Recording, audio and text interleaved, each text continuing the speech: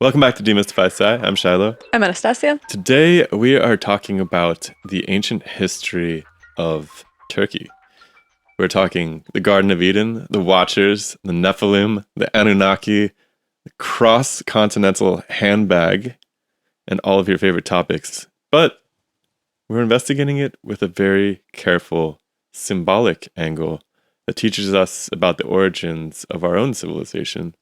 And our guide for that is Andrew Collins. He's a deeply careful researcher who's preoccupied by the mystery of what exactly happened in this Tepeler civilization. So Göbekli Tepe, Karahan Tepe, these are these ancient sites from 10 to 11,000 years ago, which are occupied for 1,500 years and then vanish.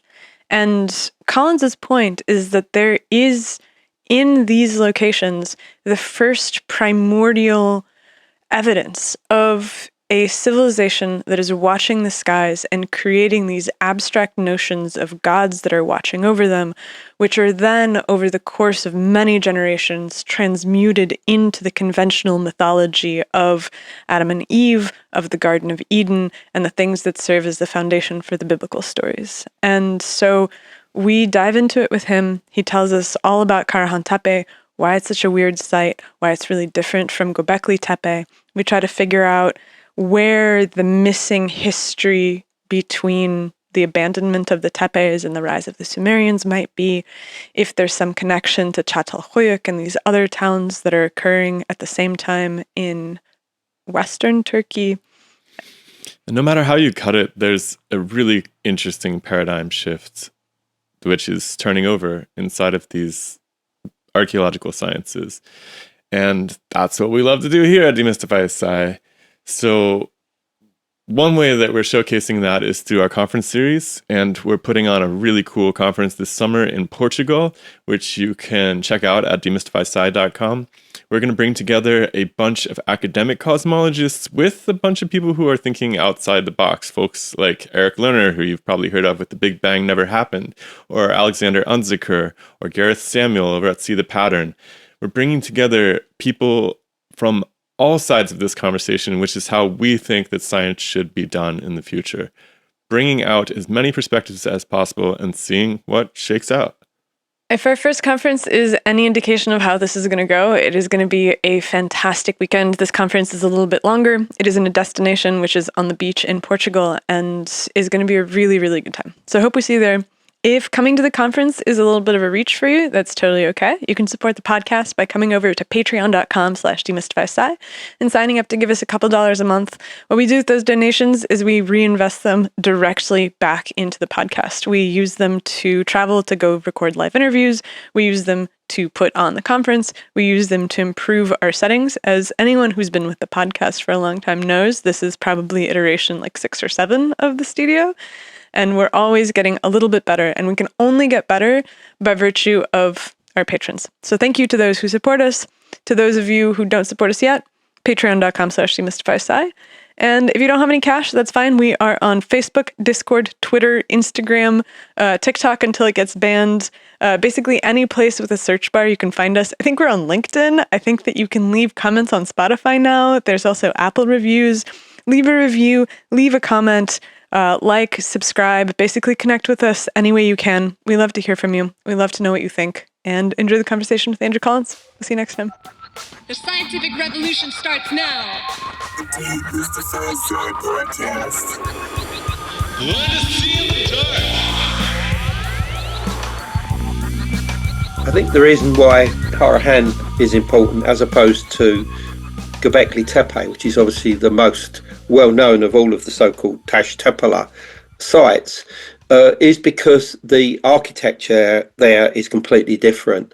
There are 3 large interconnected structures that are actually cut directly out of the bedrock, making it the earliest rock architecture in the world, certainly accepted by archaeology. I mean, one of them, for instance, the one in the middle, which we call the pillar shrine, is cut down into the bedrock. And as they've gone down, they've left 10 pillars sticking up out of the floor. And they've also included this huge stone head that's coming out of the wall of the shrine from the direction of the actual hill itself, which is made of bedrock and made of limestone.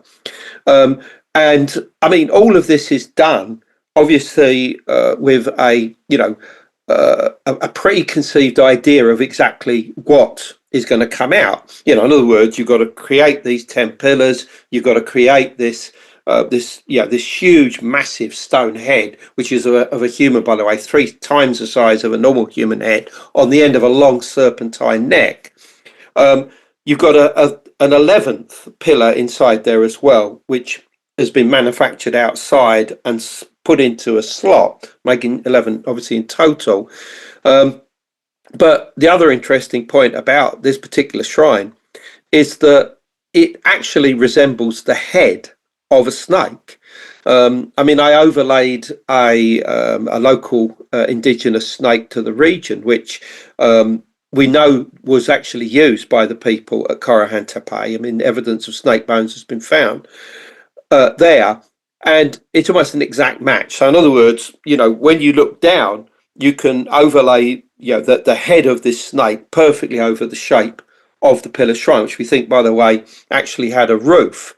But what's more important is that if this shrine does represent a snake head, then you are quite literally climbing inside the mouth of this snake through this tiny little porthole that's been left in this thin rock cut wall on the southern edge of it, which you'd quite literally have to crawl your way through and virtually drop down into this shrine, and then you would be inside the head of this snake. Now, the other important thing to mention is that there are snakes all over the place at Karahan Tepe. They're carved into stone, they're incised into benches. There's huge serpentine carved lines on the top of the rock. And it's quite clear that the snake, as some kind of animistic or shamanic totem, was very, very important to these people. And of course, it raises the question of why exactly, what did these people see in the snake? I mean, quite clearly, it's probably not the only cult or, sort of tribal belief system and practices that was going on there. But quite clearly, it was really, really important to them. And I think what we perhaps need to get onto is, what this snake actually represents. I mean, are there lots of physical, like actual snakes in the area? Is it a problem when you're exploring the ruins? Do you actually have to watch out for dangerous snakes? Are you like imagining the Indiana Jones snake pit? Yeah, exactly. I think he mentioned he had an Indiana Jones dream in the book, actually. I did, yeah. I mean, before the excavations began at Karahan Tepe in 2019, of which they've continued through to this day. You had 2 hills. You had that which they called Karahan Tepe, although that wasn't its original name. And facing it on the northern side is another hill, which today is known as Göbekli Tepe, after the name of the farm. And Göbekli Tepe seems to have been just as important as Karahan. It didn't have the T-shaped pillars that you see there and other Tepeler sites, but it did have various caves. Some of them cut horizontally into the bedrock, others dropped vertically downwards. Now, although it's very difficult to gauge the exact date of these caves, I strongly suspect that since at least a couple of them are natural in nature and have just been enhanced inside, that they would have been there when Karahan was at its height, let's say 10 to 11,000 years ago, and would have been used by the local community. Well, I wanted to explore these with my good friend Hugh Newman, who I believe you've also done an interview with. And what I was told in advance is that there were snakes in these caves that we had to mined out literally, and probably not helped by the fact that, as you said, I had a sort of Indiana Jones type dream before I even went out there and knew about these snakes, that that we'd be going inside them and there would be like a snake pit within them. Thankfully, there wasn't, and we were able to explore all of these caves and get good footage, explore them to the degree that they're described in detail in the book, which I think is really important to know, because now that area is completely, out of bounds to the general public. So all the work that the likes of Hugh and myself did there in the past is now virtually impossible, and will be increasingly so as it's more and more made into a tourist attraction, which it will do in the next year or so. But I mean, after we'd explored these caves, which are fascinating, and you have to see them in terms of experiential places where rituals, I believe, would have taken place. I mean, probably to do with some kind of underworld goddess associated with the land itself, one that was almost certainly, I would say, associated with the symbol of a snake and possibly scorpions as well, and that was remembered eventually and venerated locally within Mesopotamian religion. There is a goddess that fits the bill. Her name is Ishara. And she was venerated in this area, thousands of years later. So maybe some kind of proto form of this goddess. But I suspect that the idea was to almost go back to the sort of cosmic womb, if you like, to connect with some kind of cosmic source. And of course, the question then, once again, is, well, what is this snake? All right, it may have been anthropomorphized at some point into a goddess or indeed a god. But could we find the roots of it? Well, the clue came from one of the three main enclosures that was initially uncovered, cutting to the bedrock. There was a pillar shrine. To the left of that, as you look at that, there's a huge elliptical structure. We call it the Great Ellipse. Officially, it's known as Structure AD. Then you've got the Pillar Shrine, which it's interlinked with, which is called Structure AB. And just to the side of that, just as the hill ends and begins to turn towards the west, you've got a third structure there, which has got this huge great pit in the middle of it. This is officially Structure AA, but we call it the Pit Shrine for obvious reasons. And what I realised very early on is that this pit shrine seemed to be aligned towards the northwest, and I had a hunch that it probably was orientated towards the midsummer sunset. Now, obviously, we know that many different structures, monuments around the world are aligned towards these celestial bodies, be it the sun, the moon, the planet Venus, different stars. So this is nothing new. I mean, I'd already found some in connection with Göbekli Tepe, similar alignments. But I double checked this with a chartered engineer who I work with by the name of Rodney Hale. And we found that the shrine was exactly orientated towards sunset at the time of the midsummer solstice in around 9000 BC. Now, that was great in itself, but what I did was to see what would happen when it got dark. In other words, once that sun had gone down, what happens when it gets dark at the same azimuth? And what I realized is that just 2 to 2.5 hours later, you would have beheld the Milky Way rising directly up from that exact same spot, with what's known as the dark rift, which is like this dark area that goes down and splits the Milky Way in two, and almost forms like a sort of an arch within a bridge, the top of which is marked by the stars of the constellation of Cygnus, the celestial bird or Northern Cross, which we'll come on to. But in the area around the horizon was the constellations that surround what's known as the galactic bulge, which was just setting at this time. And galactic bulge is the center of our own Milky Way galaxy. Now, that's not to say that the people at Karahan Tepe would have been aware of, galactic center, but they certainly would have been aware of this galactic bulge, because it was an extremely bright area of the sky, more so, of course, in the past. Today, we wouldn't even notice it.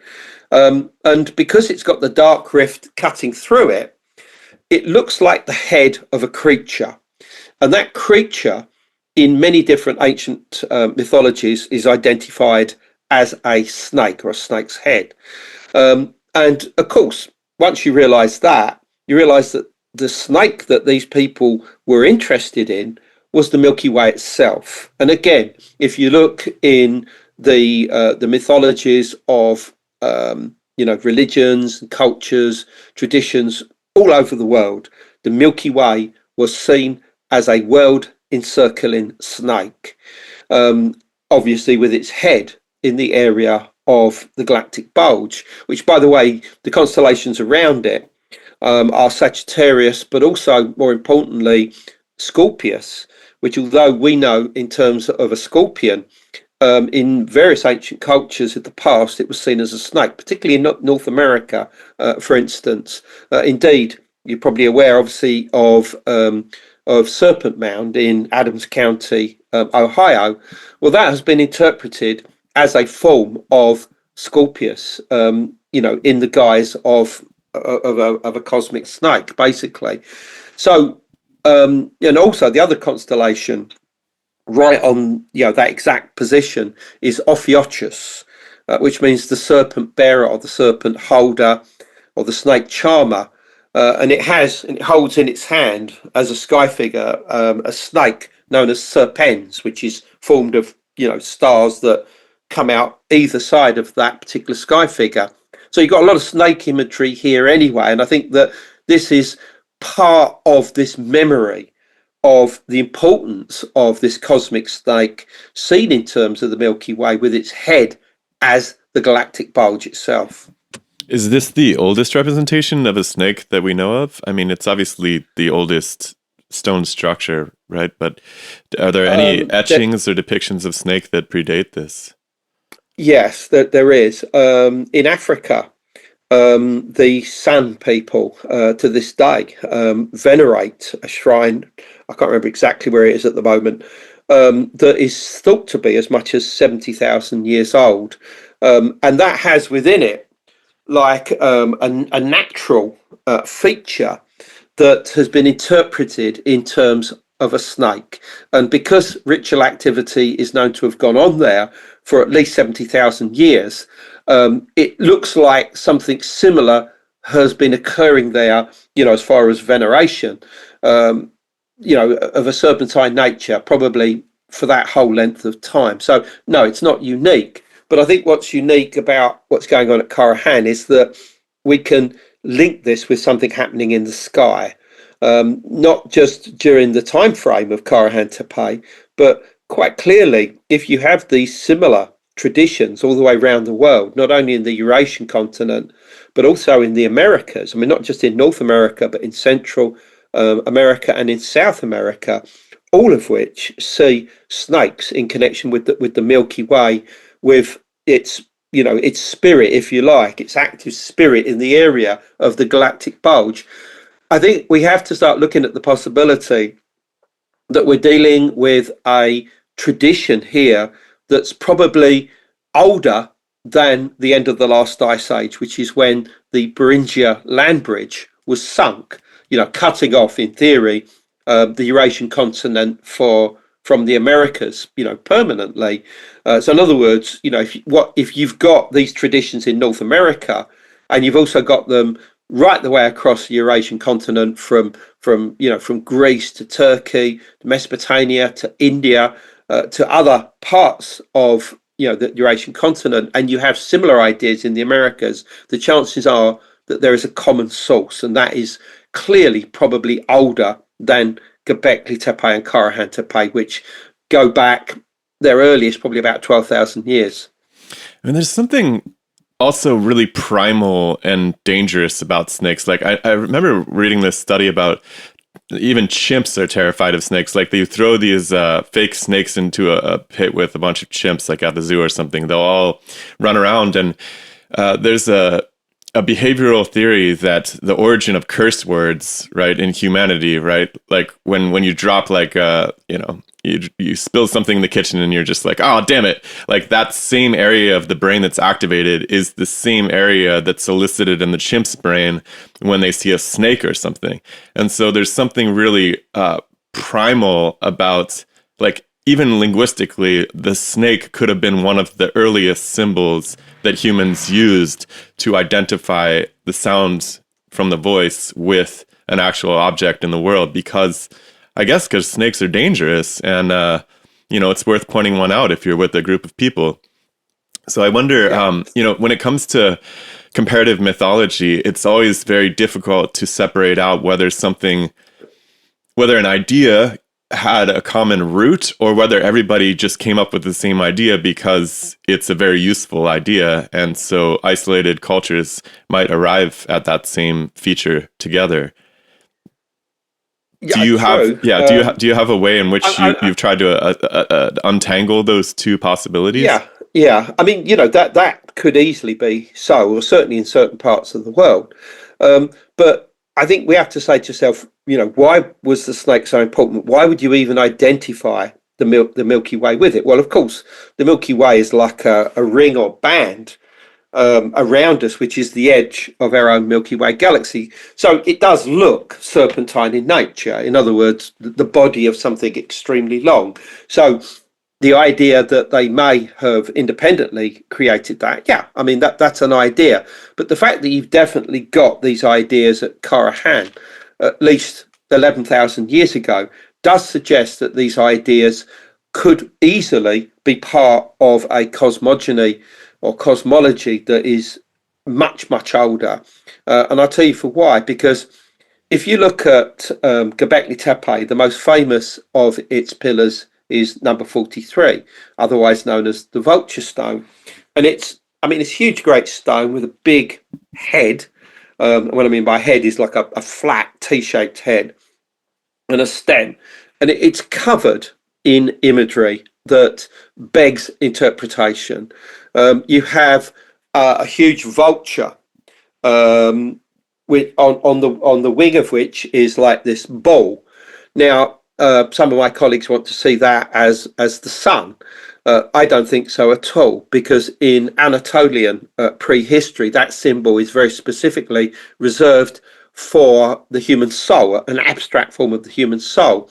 So the vulture is here in its role as a psychopomp, a soul bird, something that accompanies the soul from this world into the next. The reason why the vulture is so important is because bodies were placed out in, on high spots, and the vultures would be allowed to come down and pick the flesh clean, and then fly off. And at some point, it would seem that the connection with the birds flying off was associated with the departure of the soul. So the bird becomes connected with that. But the idea that a bird carries away the soul, again, is a universal idea. In the Near East, it is the vulture. It's also there in Armenia through to this day. And you've also got on the Tibetan plateau to this day. I mean, if you just put in to Google search, Tibetan plateau sky burials, you'll get some really gruesome images coming up, because it still takes place now. But so you've got this symbol there, but above the vulture, which is clearly, in my opinion, taking the soul into the next world, you have a whole series of chevrons, and within these chevrons, you have two quite specific things. One of them is a line of squares going right the way across it, which I would interpret in terms of some kind of bridge, like a crossing going through it. And immediately above this, and that goes from the head of the vulture through to another big bird, which is a flamingo. The flamingo is a symbol of the sky world, and it's also a symbol of a bird that can cross, different boundaries of different worlds, because obviously it flies. It can be on land and it can be on water. But immediately above this, you have these three quite famous so-called manbags, which I'm sure you've you've discussed and know about. And basically, these look like, you know, a handbag, but they've got loops on them. But in my opinion, these are not handbags to stash your hallucinogens in or whatever, as some people have suggested. What they represent to me is quite clearly three different worlds. You know, the rectangles being the worlds themselves, and the loops, which are, by the way, all off-sided to one side, which is clearly not how you make a handbag. And they represent the sky of each of those individual worlds, because it was believed in the past, and still is amongst many different cultures today, that there are three different worlds. There's the world in which we live in, which is the middle world. There is the sky world or upper world, and there is the lower world, which is obviously below our feet and under the earth. And each of these have their own skies. You know, in other words, they are very similar to our world, but, you know, one is seen to be above and one is seen to be below. And each of these three man bags has a symbol connected with it. The one on the left has the flamingo, a little tiny flamingo. The one in the middle has a leopard by its side, which I would say is a symbol of the earth. And the one on the right has a toad or a frog next to it, which is a universal symbol of the underworld, or entering into the underworld. So to me, these are three worlds. In other words, once again, you have a principle here which is found all over the world. I mean, from the Americas to Siberia, Mongolia, amongst the shamans of today.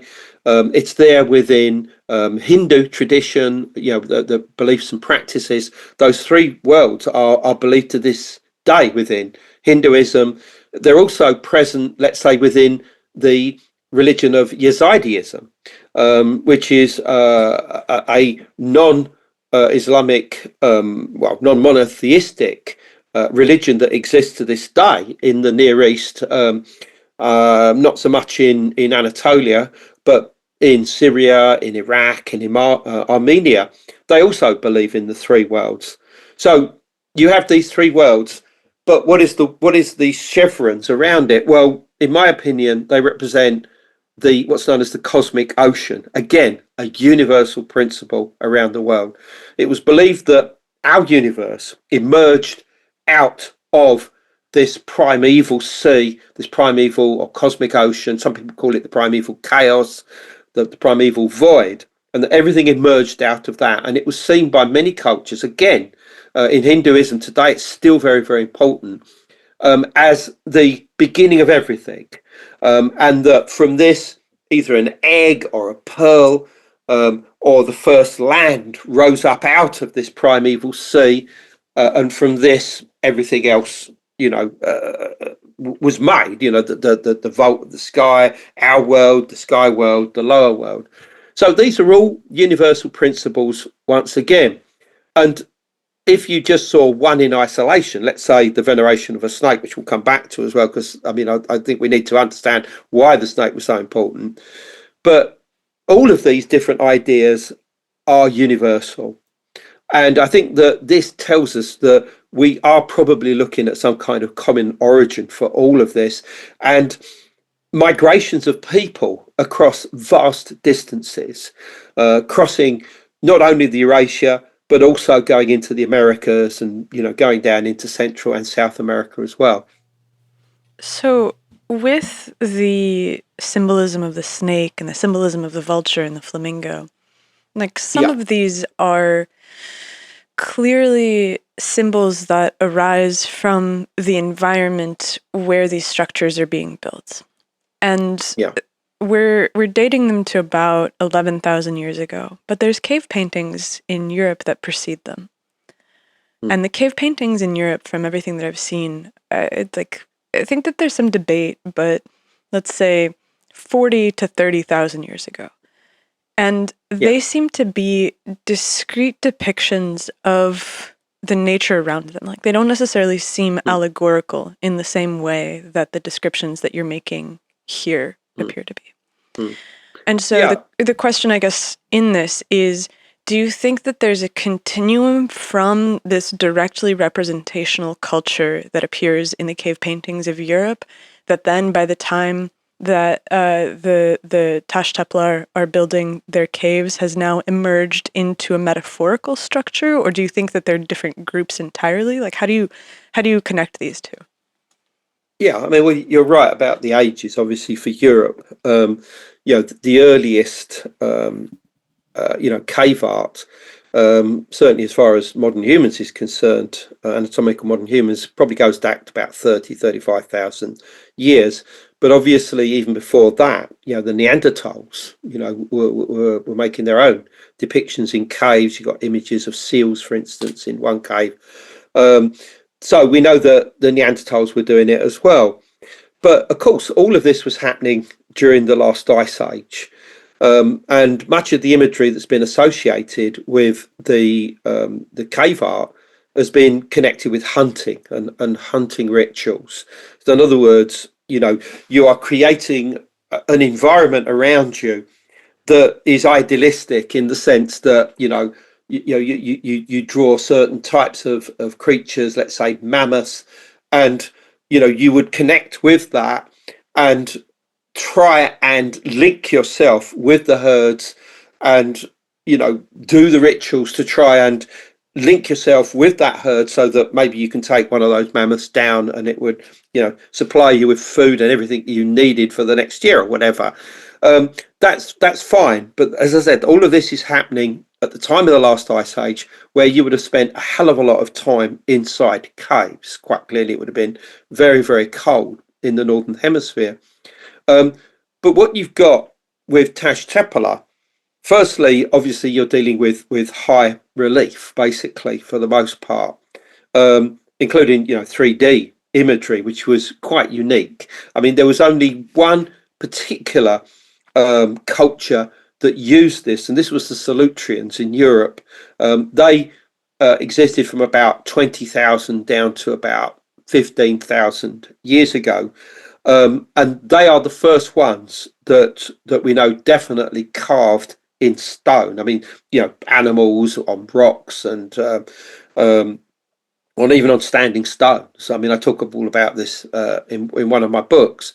And they would seem to have originated from Eastern Europe and possibly even in Russia, having grown out of an earlier tradition known as the Gravatian, and a highly advanced people that existed mostly in Russia, but also in other parts of Eastern Europe, from about 30 down to about 20,000 years.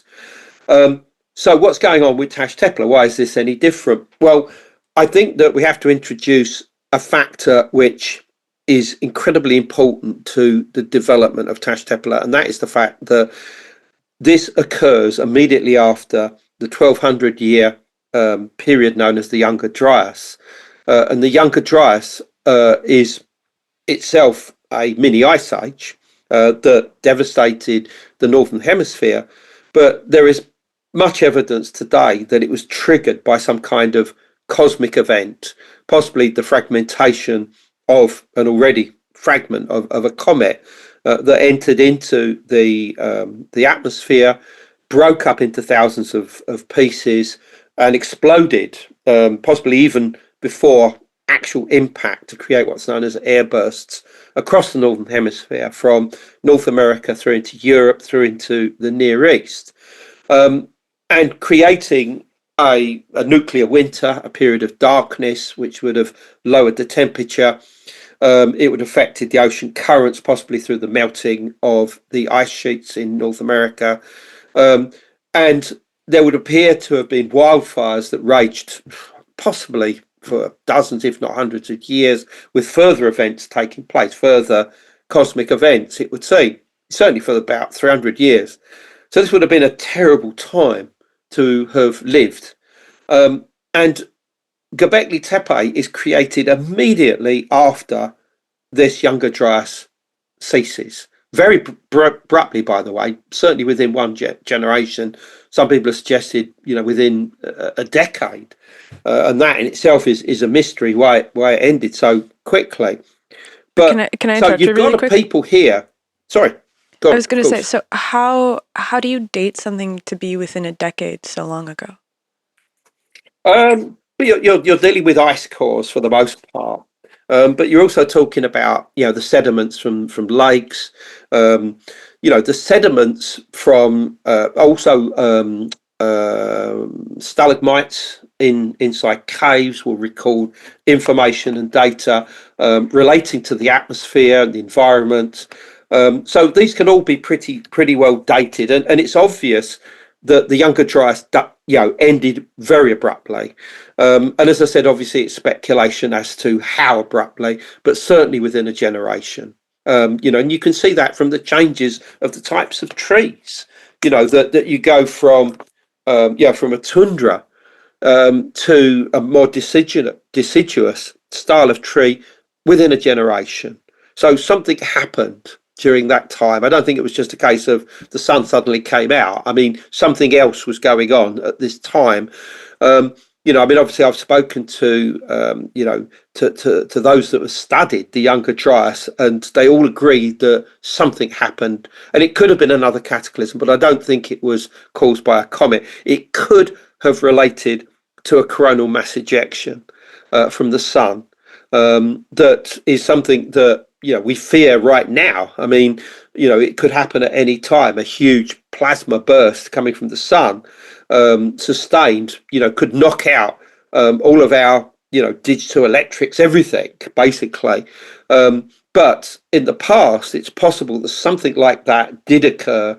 That was perhaps even triggered by something else, maybe even a supernova or something that caused the sun to go into overdrive and release coronal mass ejections, and that this could have caused the termination of the Younger Dryas. Just speculation. I mean, nobody really knows.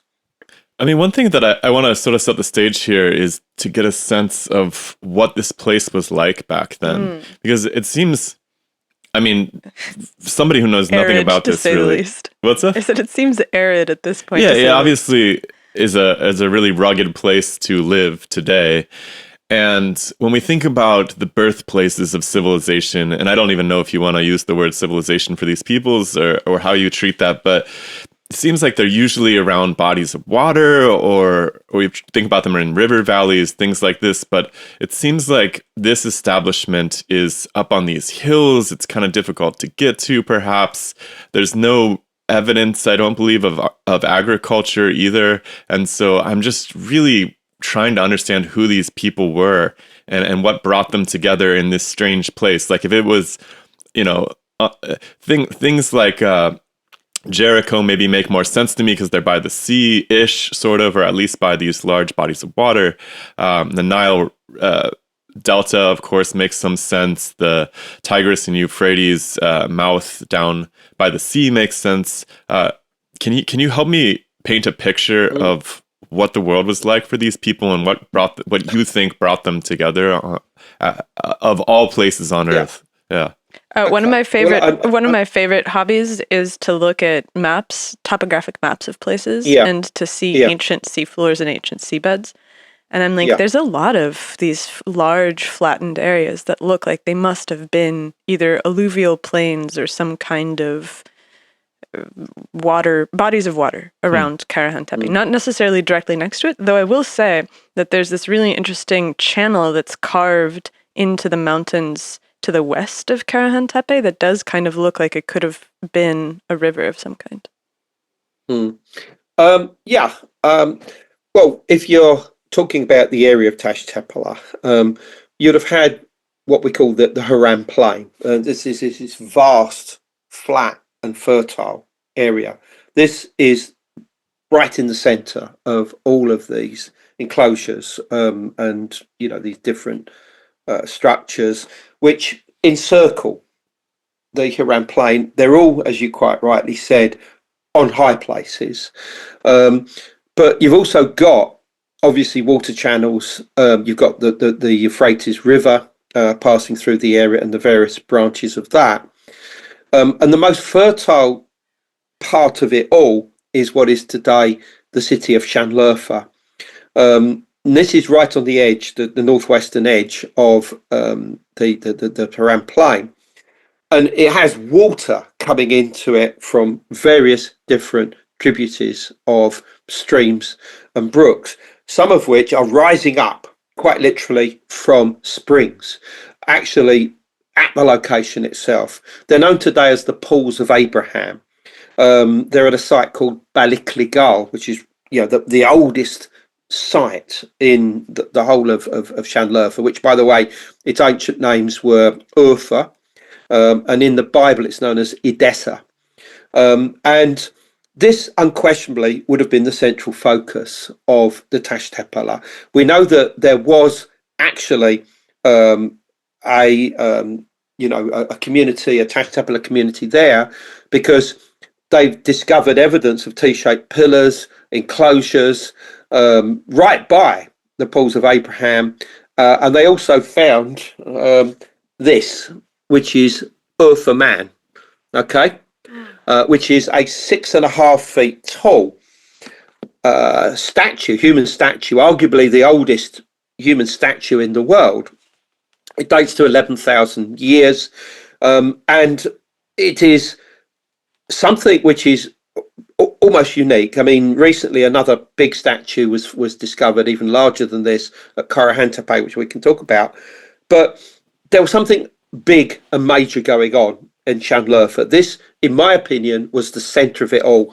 And on the southern side of the Pools of Abraham, you have this huge rock outcrop, which is known as the citadel, the Shanlurfa citadel. And this probably was the centre of everything. Why were they put up high? I think for safety, away from any predators that may have been within their environment, because we're still dealing with hunter-gatherers here. You're right about the agriculture. There was no domesticated agriculture at all going on when the Tash Tepeler began around 9,600 BC. What we have got is evidence of wild cereals being cultivated in the area now of Karahan Tepe that go back 11,000 BC. So in other words, 13,000 years. But this is not domesticated. This is not domesticated wheat.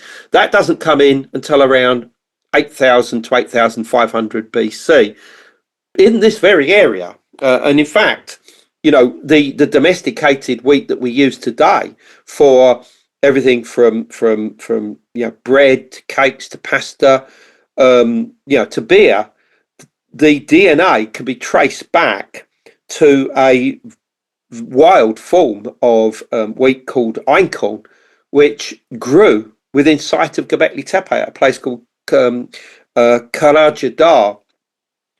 Mountain, which can be seen on the horizon from Göbekli Tepe. So we certainly know that the domestication of wheats occurred in this area, and almost certainly I think that this developed to feed everybody, because we know of at least 12 different sites that form part of Tash Tepeler, which, by the way, the term Tash Tepeler means stone hills.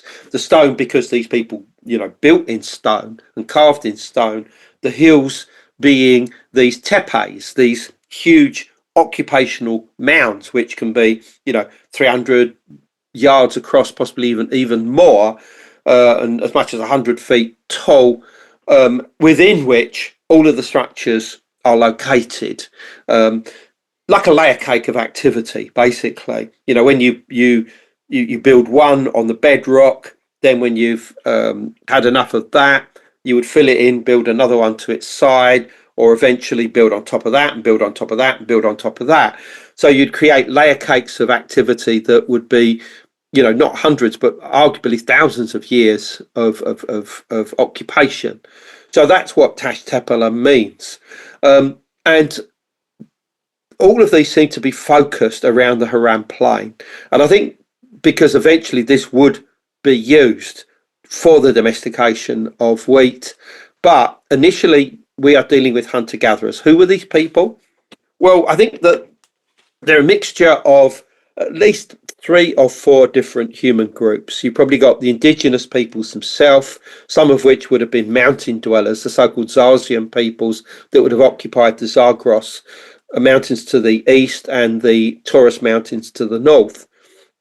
You would have had people probably coming in from Western Turkey, the Marmara region, that would have been associated with the sea.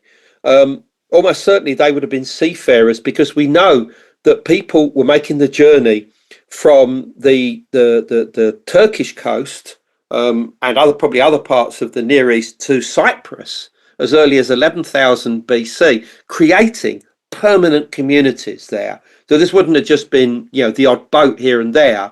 This would have been a seafaring culture, highly advanced. So almost certainly those people would have been coming into Eastern Turkey as well.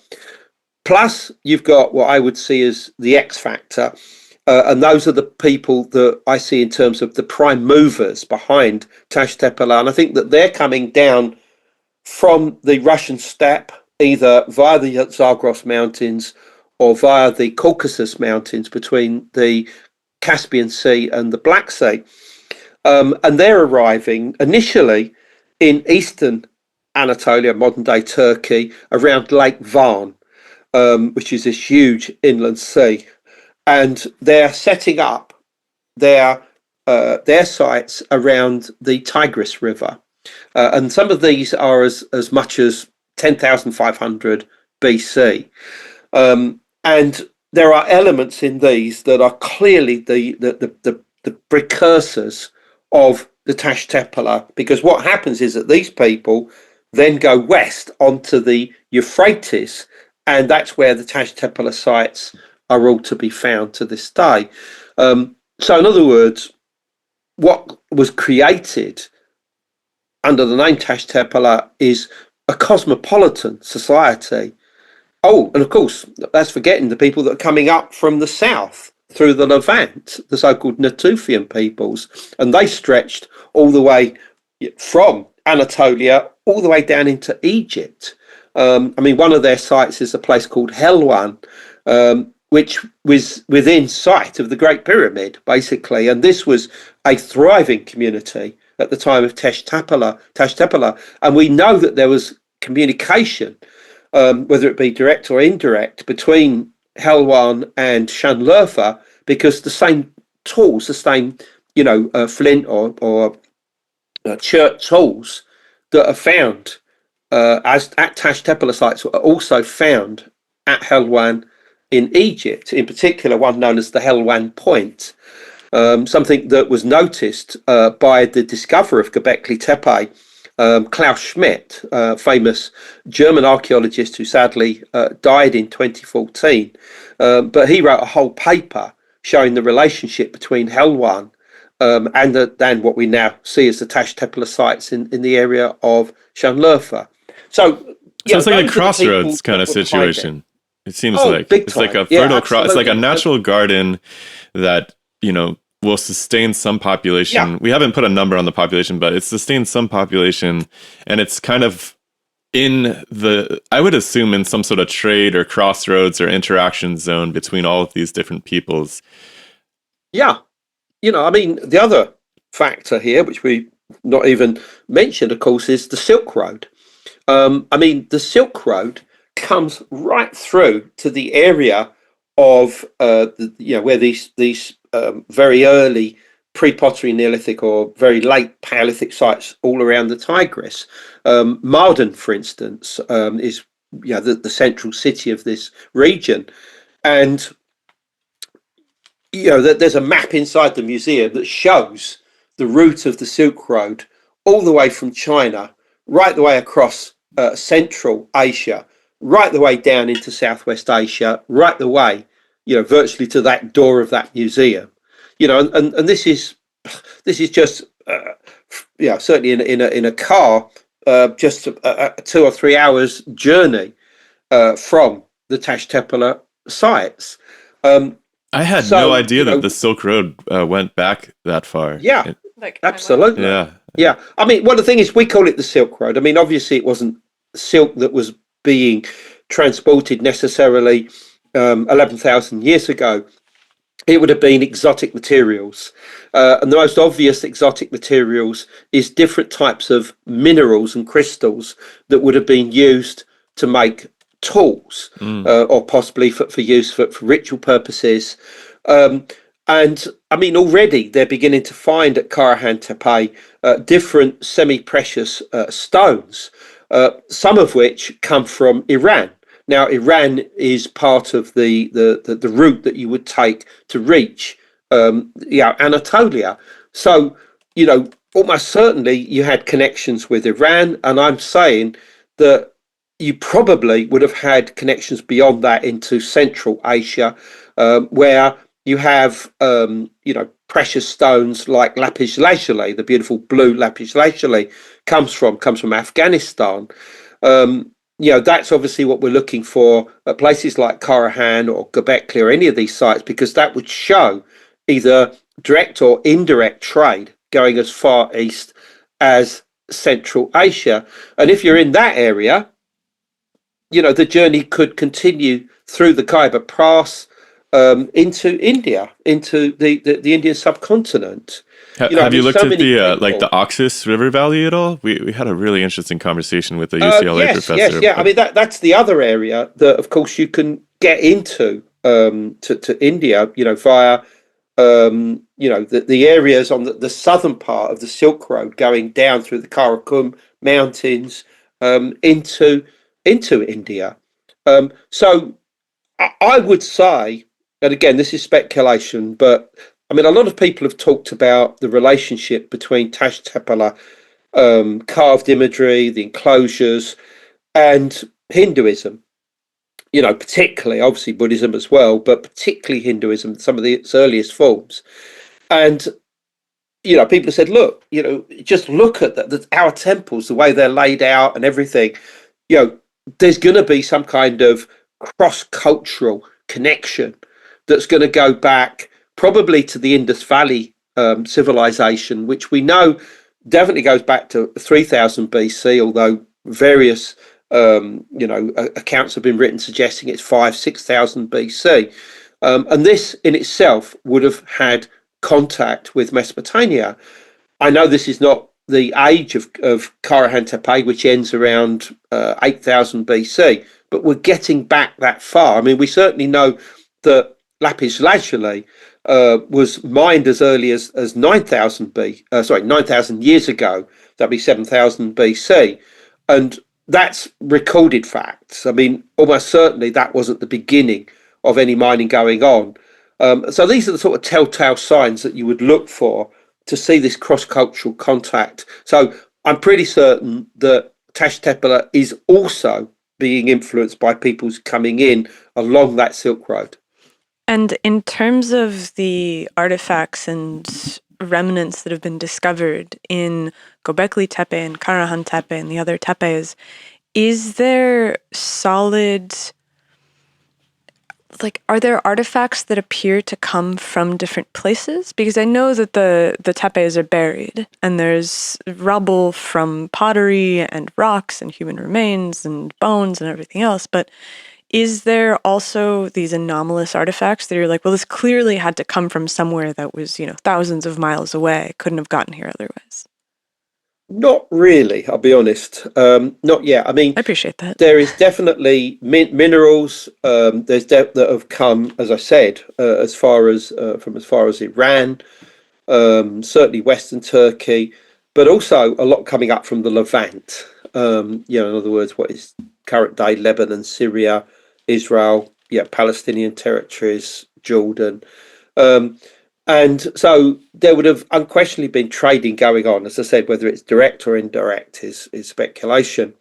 But no, I mean, there's nothing that's at Göbekli that we could say, oh my God, that's come from Europe or that's come from Siberia. But there are comparisons that can be made. I mean, in the Ural Mountains, for instance, that separate Europe from Asia, a number of fragments and one complete whole of these sky poles have been discovered. which have these incredible, human heads and carvings and things like this. The most famous of which is the so-called Shigir idol, from the location that it was found on the eastern side of the Urals going into Siberia. And papers have been written, showing the comparison in the style of the carved art within these idols, these wooden idols, with what you see at Göbekli Tepe and the other Taş Tepeler sites. In other words, it's already being suggested that there was some kind of relationship between, Anatolia and the area of the Ural Mountains, and presumably beyond that, as early as 9000 BC. The Shigir idol is dated to about 9000 BC or 11,000 years ago. So, that's the sort of thing which is of interest, really. But what's so interesting to me is there is no T-shaped pillars that have been discovered outside of the Şanlıurfa region as yet. I mean, there's a couple that are just over the borders in surrounding areas like Adıyaman province to the north, but it's not beyond there. It's not in the Levant. I mean, yes, in the Levant they did use these standing pillars to hold up roofs here and there. Generally, they're not carved. There's a couple that do have carvings on them, but they're certainly not T-shaped pillars. That is unique to the area around Şanlıurfa. And, with every dig in every year, we're finding dozens and dozens more of these T-shaped pillars at new sites like Sefer Tepe, which is between Karahan Tepe and the city of Viranşehir. It's only about 15-20 miles away from Karahan. There's a new site at a place called Serpent, which is just to the west of Şanlıurfa. And I mean, they're covering dozens of these enclosures. Some large, some small. They've all got T-shaped pillars in them. Many of which are carved, and all of them seem to follow the same style. They have anthropomorphic features like these what they call neckties around them, like these V's. They often have an animal carved on them. They'll have hands and 90-degree, minimalistic arms coming around to hands at the front. How do you get a whole society to continue to create structures like this with T-shaped pillars across a period of 1500 years and then just suddenly stop and then no more? This is a question that needs to be answered. And whenever I go to these sites and I see more and more of these T-pillars being exposed, you say, why? Why keep building like this? And why is it so unique to this area? Yes, of course, this is the signature or hallmark of Taş Tepeler, but why didn't it filter down into the Levant? Why didn't it go into Armenia? Why isn't it found in Iran? Why isn't it found in Western Turkey or in Europe, in the Balkans, for instance, or the Carpathians? Why is it unique to this area? I think a lot of this has got to do with the mindset of the people that are constructing these buildings. Let's call them that. And I think that it's all about fear. It's a fear of what has gone on and what could possibly happen again. Because if the Younger Dryas was triggered by a cataclysm, and that cataclysm was in the memory of everybody throughout the whole of the Younger Dryas, coming off the back of that, people would have feared every time a comet came into the sky. Now, there is definitely comet imagery on some of the stones at Göbekli Tepe in Enclosure D, Pillar 18, one of the two huge great pillars in the centre of them, about 18 feet tall. So, comets are of interest to these people, and I suggest that what's going on here is that the prime movers behind Taş Tepeler came in, and basically there was a people still in fear. It's what a visionary writer by the name of Barbara Hand Clow referred to as catastrophobia, the fear of catastrophe happening again. In other words, you know, you think that the end of the world is going to come. And as I said, I think that this occurred every time a comet appeared in the sky, because they would have been aware that comets were responsible for creating the initial destruction, and that they know that this could happen again. Okay, so do you how do you deal with this? That's the question. So do you think that this is, to kind of come back to this question that I had about the naturalistic representational cave art in Europe, you made this case where you're like, well, they're living in a hunting society and conditions are roughly the same. And then all of a sudden, all of a sudden you have this dramatic shift in conditions, at the edge of which emerges the Tepeler civilization or culture or whatever you want to call it. Do you think that this is then also the first cohesive sense of gods emerging, where you have this thing that comes from the heavens to destroy, and you fear things in the sky, and you construct these complex edifices in some attempt to stave off further destruction? Or teach about the destructive patterns.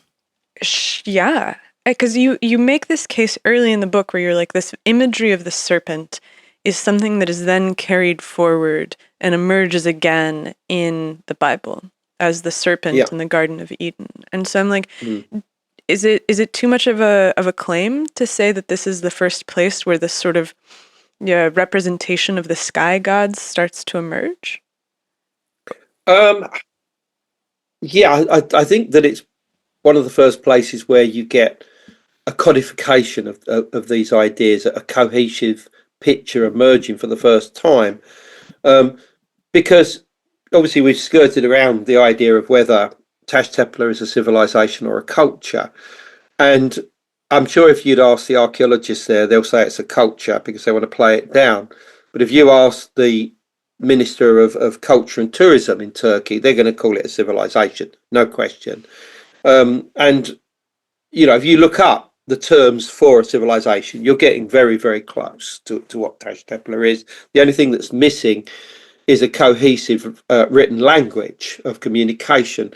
But that's also now coming to light, because many people are writing that, you know, the glyphs that you see on the stones are part of some kind of glyphic language, basically. So, you know, that's on the way. So yes, we are dealing with a civilization, and if we are dealing with a civilization, for me, this is the first post Ice Age civilization in the world. I mean, certainly the only one that would be accepted, you know, by prehistorians and archaeologists. I mean, obviously, people have claims for other parts of the world, you know, whether it be Gunung Padang in Indonesia, Java, you know, whether it be the pyramids of Egypt, you know, are much older, and the Sphinx, etc., etc. But from the point of view of acceptance by science, yes, Tepeler is the first, basically. So something big is going on here, but it only lasts for 1,500 years. And then around 8,000 BC, everybody gives up and goes home. And something has changed at this time again. And again, you have to ask yourself, you know, why? I mean, you know, why would you suddenly just stop doing what you've been doing for the last 1,500 years? No more T-shaped pillars were created. I mean, there are a few examples of T-shaped pillars around the world from different cultures. For instance, in Menorca, in Spain, for instance, the so-called tulas are like these T-shaped pillars, but they're different and they represent bull's heads, in my opinion. You know, and they're many thousands of years later. But there's nothing, you know, it's the expansion of Tepeler does not go out with its T-shaped pillars. The people that leave Tepeler probably do go to different parts of the ancient world. They probably do go into Western Turkey, eventually into Europe, around places like Crete, almost certainly Malta. Eventually, they're going to go east. They're going to go south into, you know, the Indus Valley, etc., etc. But they're not carrying exactly the same, you know, ideologies with them, certainly as far as building techniques and the necessity to continue building in a certain way. So what I think was going on with the T-shaped pillars is that these people were being told to create their structures incorporating these design. In other words, it was something that they had to do almost from a superstitious point of view. And I'll give you a good example of this. Why do we build churches, Christian places of worship that are always orientated towards the east with an altar at one end with a cross on it? And we've been doing this now for 1500 years. Why? Because if we do it where the altar is in the south or the west, people would feel wrong. They'd feel that this was that this could bring the wrath of God down, or bad things would start happening. Ill luck would occur. Do you see what I'm saying? So we can. The lighting wouldn't be as pretty, certainly. That's that's a very good point, actually. No, I mean, it's.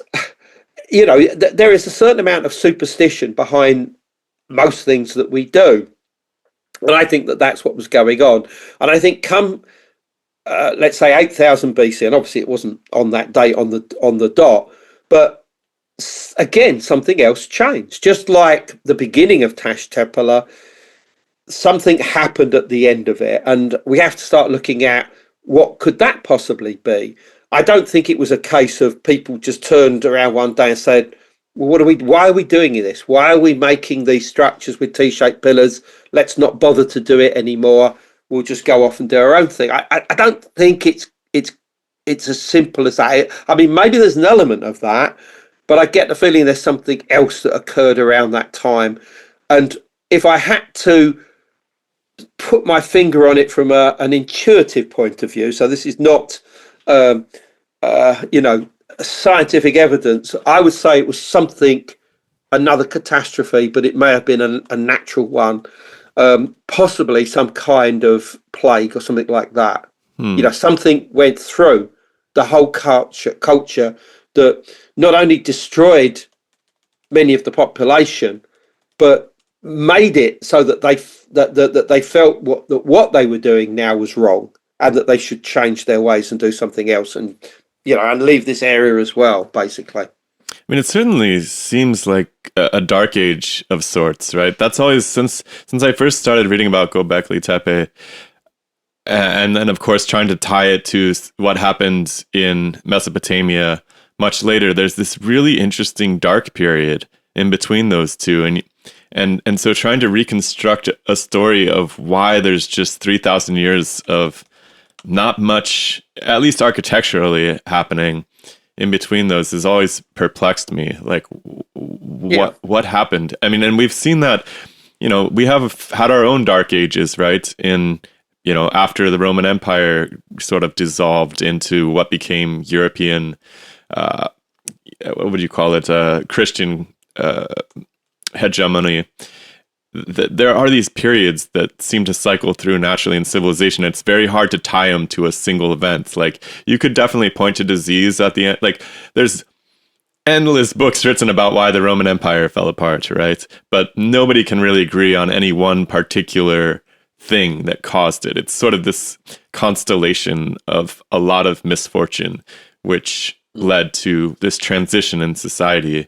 And in some sense, it's like not totally a bad thing, because what comes next is usually better than what came before. And I guess an argument could probably be made for like the Sumerian cultures that rise up much later.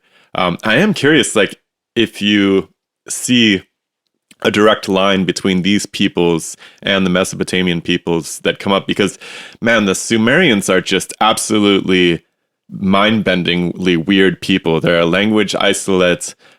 They seem to just pop out of nowhere. There's already indigenous people there, but it's not clear that the Sumerians are directly, genetically linked to those indigenous people necessarily. Perhaps they incorporated them into their civilization, but I just find the emergence of the Sumerians to be one of those other points in history that just makes no sense on its face. So I'm curious if you see any connection between the two. Absolutely, yeah. Well, I mean, the reason why there is a dark age envisaged between Tash Tepeler and let's say that the foundation of the Sumerian civilization, probably about 3 to 4,000 BC, is because of our focus on the period from 3000 BC down, to the Greek, the Hellenic Greeks. The reason for this is because of the Bible. The focus in the past, particularly during the late 19th, early 20th century, was for archaeologists to go to places like Syria, Iraq, obviously what's today Israel, and to do what they've got to do, but to attempt to find biblical knowledge, find evidence that the Bible was correct, the Old Testament was correct. And a lot of these biblical societies would fund the archaeologists for that reason. So, they'd obviously be able to report on Mesopotamian cultures, the Akkadians, the Assyrians, Sumerians, Babylonians, etc. But it would be important for them to emphasize or to angle it from the point of view of the Bible. And therefore, everything is focused on that period. The earlier period was not of interest because, remember, in biblical tradition, the world began in 4004 BC. So what's the point in looking for anything earlier? And this was an attitude which really was not dropped really until the 1960s, possibly even the 1970s, really. I mean, I think the thing that changed it all was the discovery of Çatalhöyük, this huge Neolithic city in southern central Turkey, which dates back, we now know at least to 7000 BC, but back then it was considered to be about 6000 BC, down to about 5000 BC. And here you have this huge urban sprawl with all of these interconnected rooms and buildings, and you'd enter into these structures from the roof. The reconstructions of them show cities. This is arguably what is considered to be the first city in the world.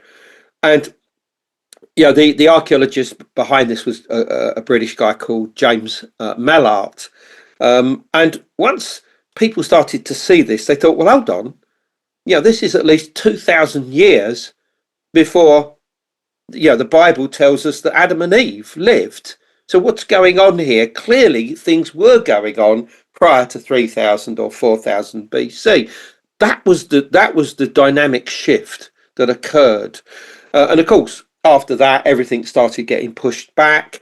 The work of Kathleen. Before you move on from that Çatalhöyük is also kind of breaks the mold for this nice linear story that we tell about the arc of progress, right? Because it's like, people were hunter-gatherers, and then, they develop agriculture, and then they need this nice hierarchical society to emerge where you have like slaves or serfs or something like that. And then eventually we've, triumphed over that, and look at us now, aren't we great and everything.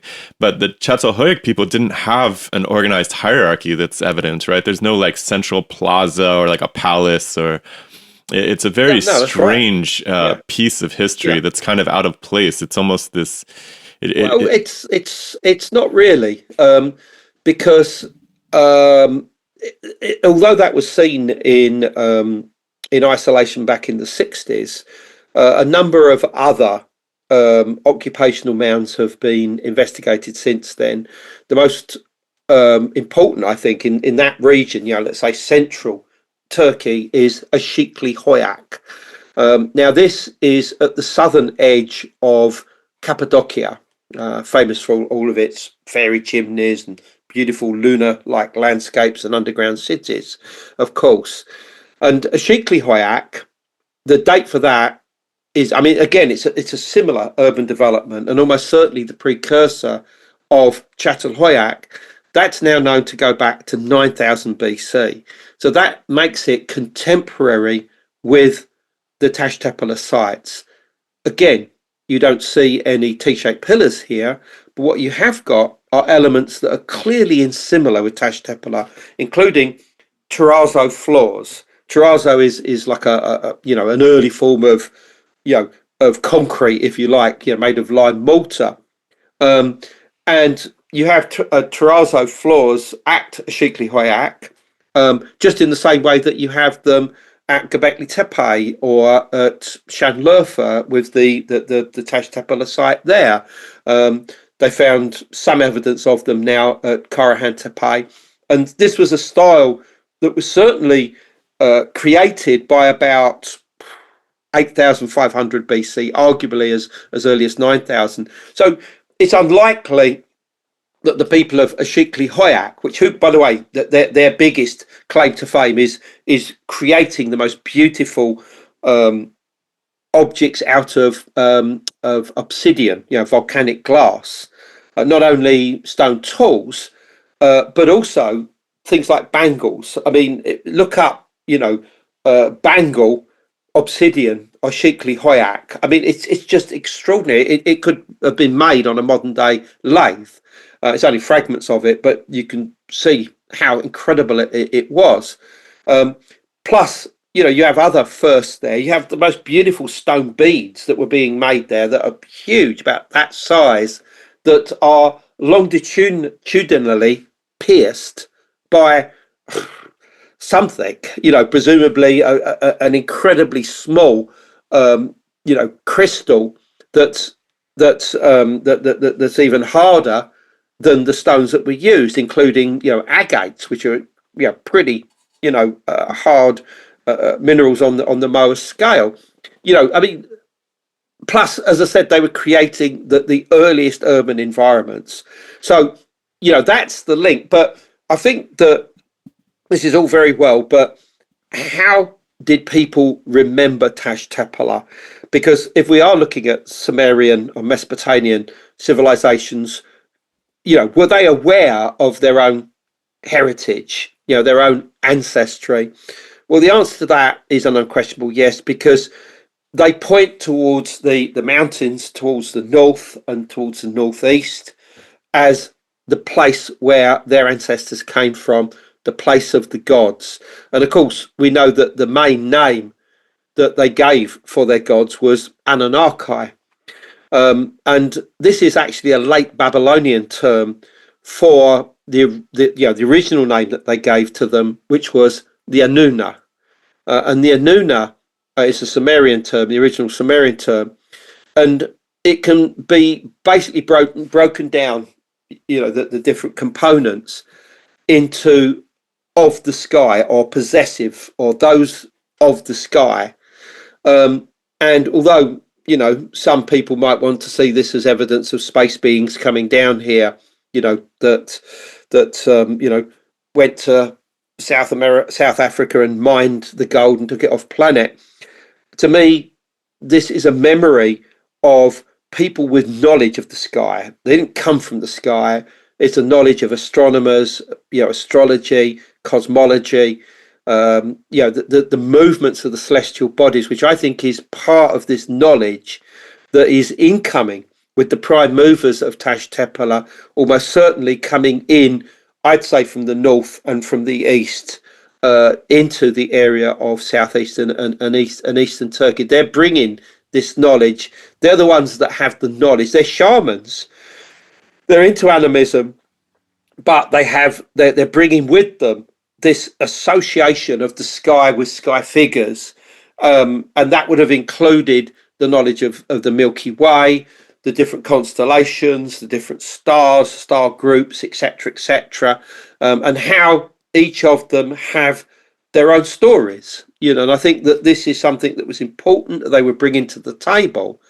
I think it was also probably going in other directions as well, and probably ends up in North America. I mean, there are many constellations, for instance, where you find that even in isolation in North America, the stories associated with those constellations of sky figures is more or less identical to what you find on the Eurasian continent. I mean, Ursa Major, for instance, the Great Bear, is associated with the bear in North America as it is from Siberia across to Britain.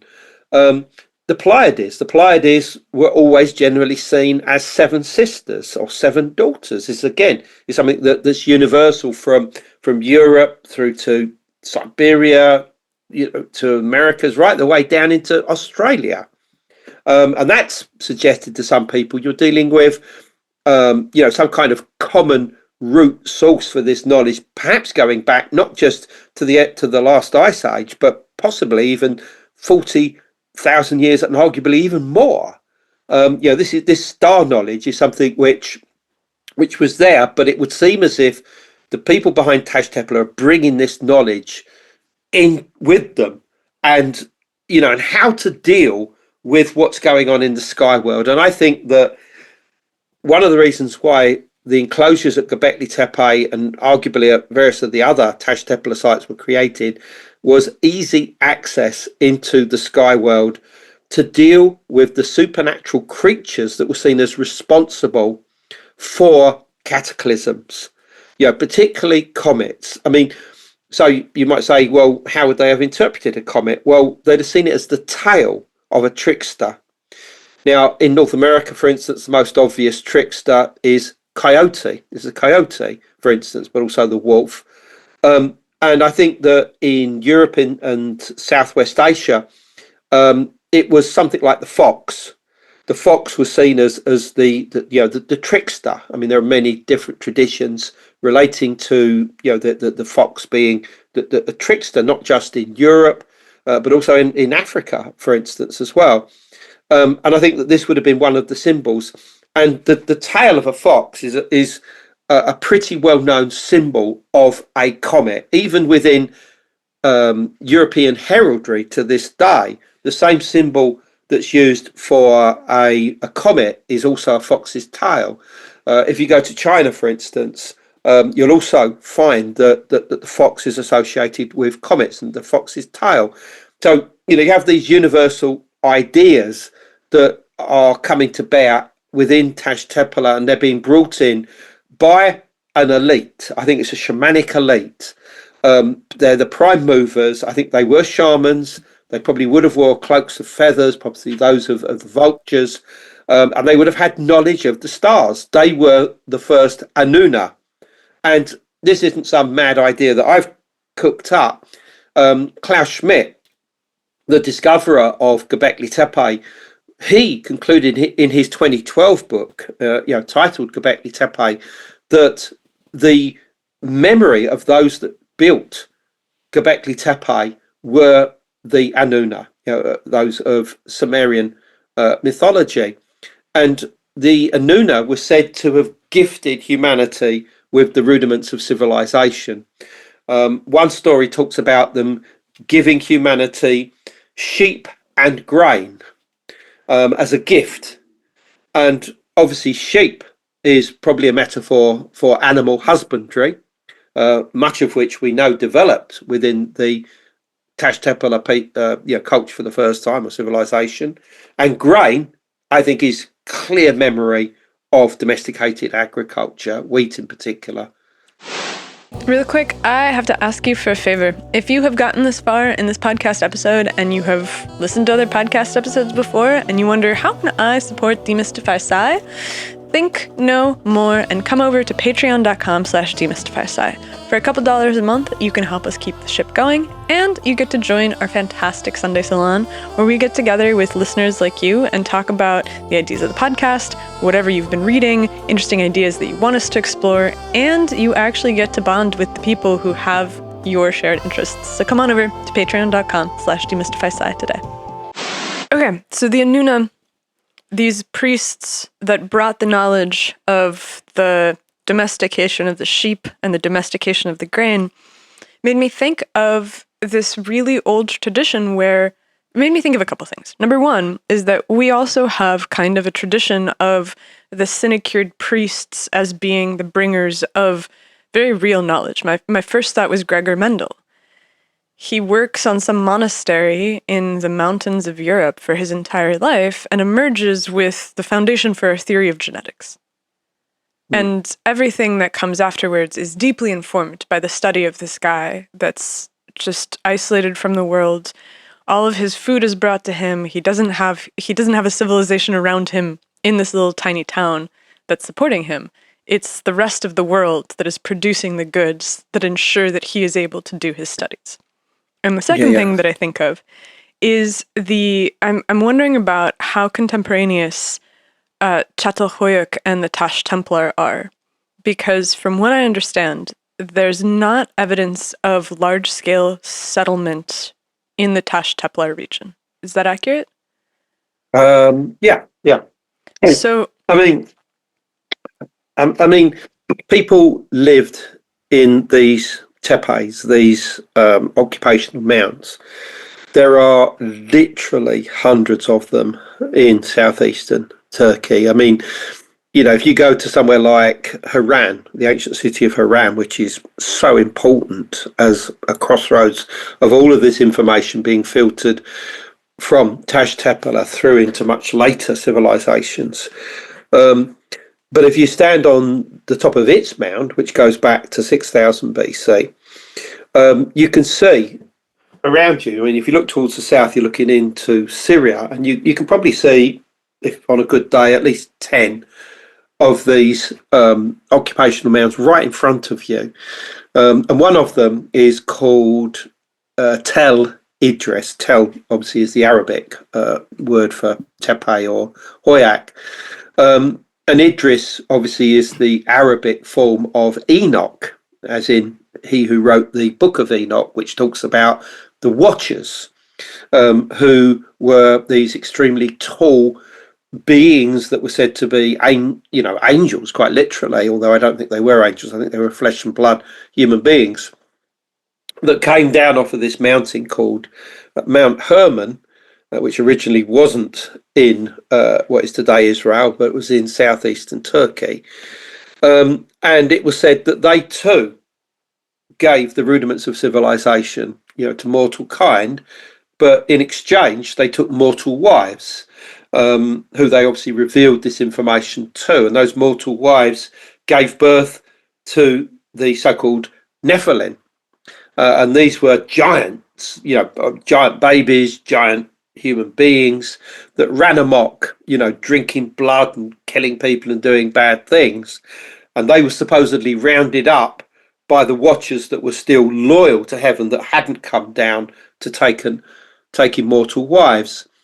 Now, not only is there the root of the whole idea of fallen angels here, because these Watchers would be remembered as the fallen angels, but you've also got the Hebrew equivalent to the story of the Annunaki. These semi-divine beings, or certainly that's the way that they were remembered in myth and legend, literally descending from the mountain, in other words, coming from a mountainous environment. It's exactly the same as the Anunnaki. The Anunnaki was said to live on a mountain called Karsag, on what's known as the Duku Mound, which Klaus Schmidt actually interpreted as an occupational mound. In fact, he identified it directly with Göbekli Tepe, although I don't necessarily think you should see it as a single place. But you have the same stories with the Watchers coming down from a high place, mixing with mortal kind, giving them the rudiments of civilization. And here, obviously, you've got a physical description. They're said to be extremely tall. The Watchers were said to be as tall as trees. Their offspring, the Nephilim, were literally, giants, basically. And of course, people use this term Nephilim now to identify giants all the way around the world, although really that's inappropriate because it is a Hebrew myth and legend. So therefore, we can only assume that it relates to the area of the Near East and Anatolia, which is where all of these stories played out, by the way. I think this is the other important element of all of this, is that exactly where you've got the Taş Tepeler sites now was considered to be the Garden of Eden. Why do we know it's the Garden of Eden? Well, there's some legends which we can come on to, but the Garden of Eden, or the land of Eden, was said to be where the 4 rivers of paradise take their rise. Now, 2 of those rivers are named and can quite easily be identified as the Euphrates and the Tigris, the 2 great rivers that we've been talking about. The other 2 are generally identified as the Artsis River, which runs from the Armenian highlands of northern Turkey northeastern Turkey, east into the Caspian Sea. And the fourth river has been identified for at least 2,000 years with the Greater Zarb River, which runs from eastern Turkey, very close to where the Arxis begins, south, goes over the Zagros Mountains or through them, and then eventually will join the Tigris and become one. Now, all of these are the four rivers of paradise. They all rise in southeastern and eastern Anatolia, modern day Turkey. So we know we're in the right area, basically. But what's so interesting is that you do have legends to do with the Garden of Eden in this area. I mean, it's said, for instance, that the Garden of Eden lies beneath Lake Van in the extreme eastern part of Turkey, where it has been since the time of Noah's flood, when it was drowned. I investigated a monastery, a ruined Armenian monastery in eastern Turkey, where the monks not only believed that they were in the Garden of Eden, but actually had a tree that they believed was grown from a branch or a twig or whatever from the tree of life in the Garden of Eden. I investigated that, but what's more important is that the very heart of the Tepeler sites also has its own story of the Garden of Eden, and that's around Şanlıurfa itself. And the story there is that God made the soul of Adam in heaven and placed it down on earth, where today you have Şanlıurfa, and made his body out of the red earth locally, which you have. It's there on the Haran plain. It's blood red. And obviously there was the garden. Eve is supposedly created from a rib, of course. They live in harmony there in the garden until a snake comes along, as we know, the snake of the Garden of Eden. And this snake says, why don't you eat of that tree over there, which was the tree of the knowledge of good and evil. So they do this, and they eat of the fruit. And that's a really, really important point, because we imagine this fruit to be some beautiful rosy red apple, but that's not the word that's used in the original Hebrew. I can't remember exactly what it is, but the word meat can mean seed as well. And in various accounts, that seed is a grain of wheat. That ultimately was probably the original fruit of the Garden of Eden, or seed. And that plays into this story that from Şanlıurfa, because it said that after this disobedience in the Garden of Eden, Adam and Eve are thrown out to the east. They go onto the Haran plain, where they are forced to till the land, and they're now mortal because they've been thrown out of the garden. And according to the story, and this is told to this day by the local inhabitants, but it is referenced as well, is that they start, farming, and Adam turns to Eve and says, well, what are we going to grow? And she says, oh, what about this that I brought out of heaven? What is that? And it's a stalk of wheat. So they grow wheat for the first time and create the first wheat.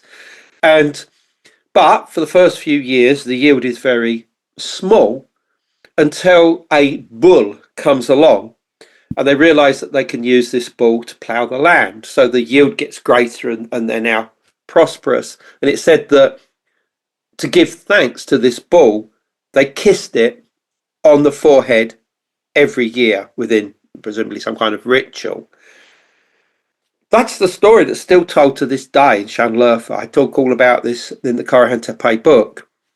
But what's all this kissing the bull on the head all about? Well, I don't think we're talking about a physical bull here, although bulls were used for the first time and domesticated in southeastern Turkey at a site called Çayonu.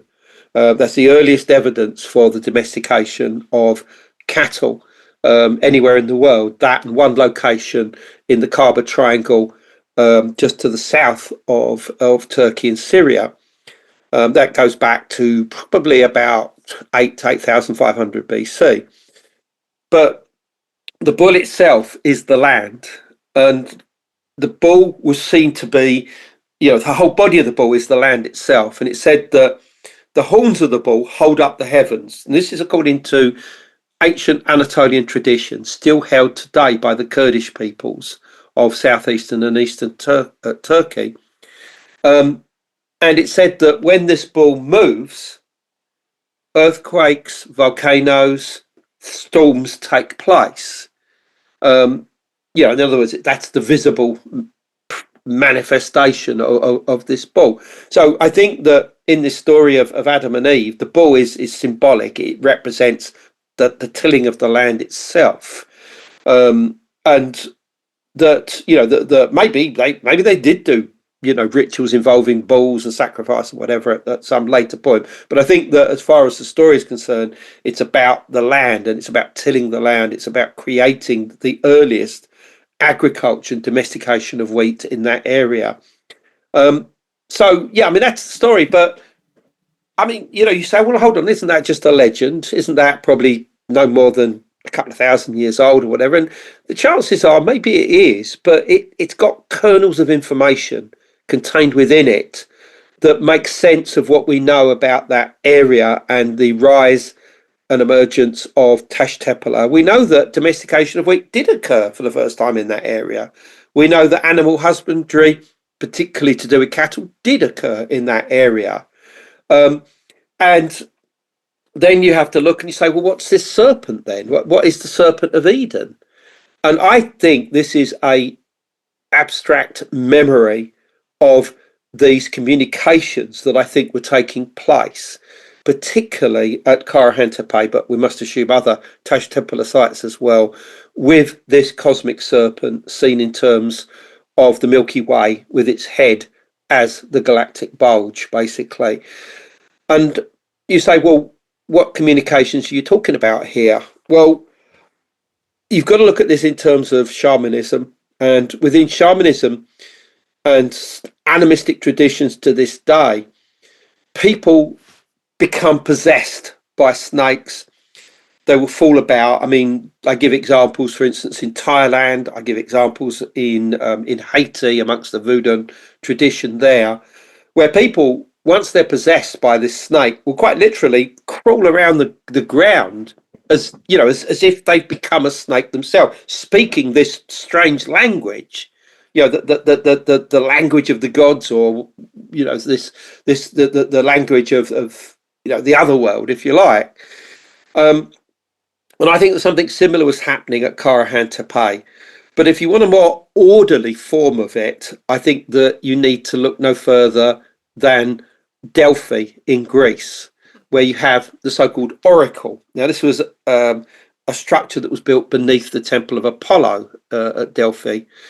And according to the ancient myths, you had a priestess who was known as the oracle, or the Pythia, who would go down into this underground room, and she would sit on a tripod seat and sit above a crack or a fissure in the rock, out of which these fumes would rise from a dead snake or dead serpent that was killed by Apollo, supposedly, when he founded the temple. And this would intoxicate her, and this would allow the god Apollo to possess her. And Apollo would then speak through her and give pronouncements, to kings or priests or whoever it was, and that these pronouncements could decide the fate of entire kingdoms or even the gods themselves, according to the myths and legends. But what's so interesting here? You say, well, hold on, the god Apollo is the sun god or the sky god here, but the form that Apollo appeared was as the snake, and this you can clearly see from the depictions of the oracle, within ancient Greek vases and stuff like this. And there was a whole tradition of going to places that were associated either with Apollo or his son Asclepius, and communicating with the god through the appearance of a snake. And it would be the snake that would appear in visions or in dreams during dream incubation that would provide knowledge and information. And I think that something similar was going on at Karahan Tepe, but on a much rawer basis. In other words, this truly was, raw, animistic, shamanic stuff. And I mean, if we saw these rituals going on today, I think that we just walk away because we think, I'm not getting involved in that. That just looks far too wild, basically. I mean, it's quite strange. If you go to Göbekli Tepe, there's a visitor centre, and you go into one room. It has this audio visual presentation that's all the way around the walls. It's on the ceiling and on the ground as well. That shows the evolution of Göbekli Tepe, and it shows the past, the trees, the forests, the animals, and then these people start emerging out of the forests, like sort of Paleolithic hunter-gatherers, and then the stones start getting built, and then the knowledge comes, and that rises, and eventually it's technology and DNA, double helix, etc., etc., etc. It's brilliant, absolutely brilliant. I mean, to be honest, it's quite emotional even just seeing it, because I think it's actually quite accurate of what was going on at Göbekli Tepe. But the people, are covered in like white lime walls and black, and I mean, they look really wild. And for some reason, I actually think that that's how they would have looked exactly. They would not have looked like nice, orderly priests and priestesses with nice white gowns on and stuff like this. I mean, it just would not have been the case. I mean, you're dealing with people that have a mindset that's completely different to ours. I mean, I find this idea of this priest class emerging from there to be very compelling, especially on account of so I want to make sure Nastia's idea has been tied together with this, because I think what Nastia is suggesting is it possible that the peoples that were living in this semi-urban environment in these, I can't remember the name of the other one you mentioned, but the Çatalhöyük and its companion, or its precursor, is it possible that the people in these tepes were, what do we want to say, emissaries or priests who had traveled from these more urban environments and undergone this ritual training at this other site, and then, communicated this knowledge back? I mean, there's something really interesting we haven't talked about yet, which is that these tepe sites are buried intentionally, it seems like. And so, and it also kind of, you start to wonder, why the heck are there so many of them? Like, couldn't you just build one of these T-shaped sites? I mean, but there's, like you said, there's dozens at least, right? Because from everything that I've read and heard about the Tepeler peoples, it's that it is a somewhat anomalous location in the sense that there's evidence of large quantities of people gathering. Far more people gathering than there is space for them to live in. Is that accurate? Yeah, definitely, yeah. So that, to me, superficially, and this is again like off the top of my head, just after while we're talking to you, I'm thinking about this. I'm like, if they're contemporaneous with Çatalhöyük and Aşıklıhöyük, is it possible that they are the priest class of those places? Are they too far away? Because you're even saying that there's evidence of, I looked up the obsidian bangle, and it looks like carnelian beads, and they have these like delicately carved spoons and knives, and it's like, okay, so these people are clearly making stuff. They're clearly well off enough that they can sit around and make cool things. And so it seems also plausible that they would then create this secondary structure of, okay, well, we need holy people to go mediate in the mountains with the gods to make sure that catastrophe doesn't come again.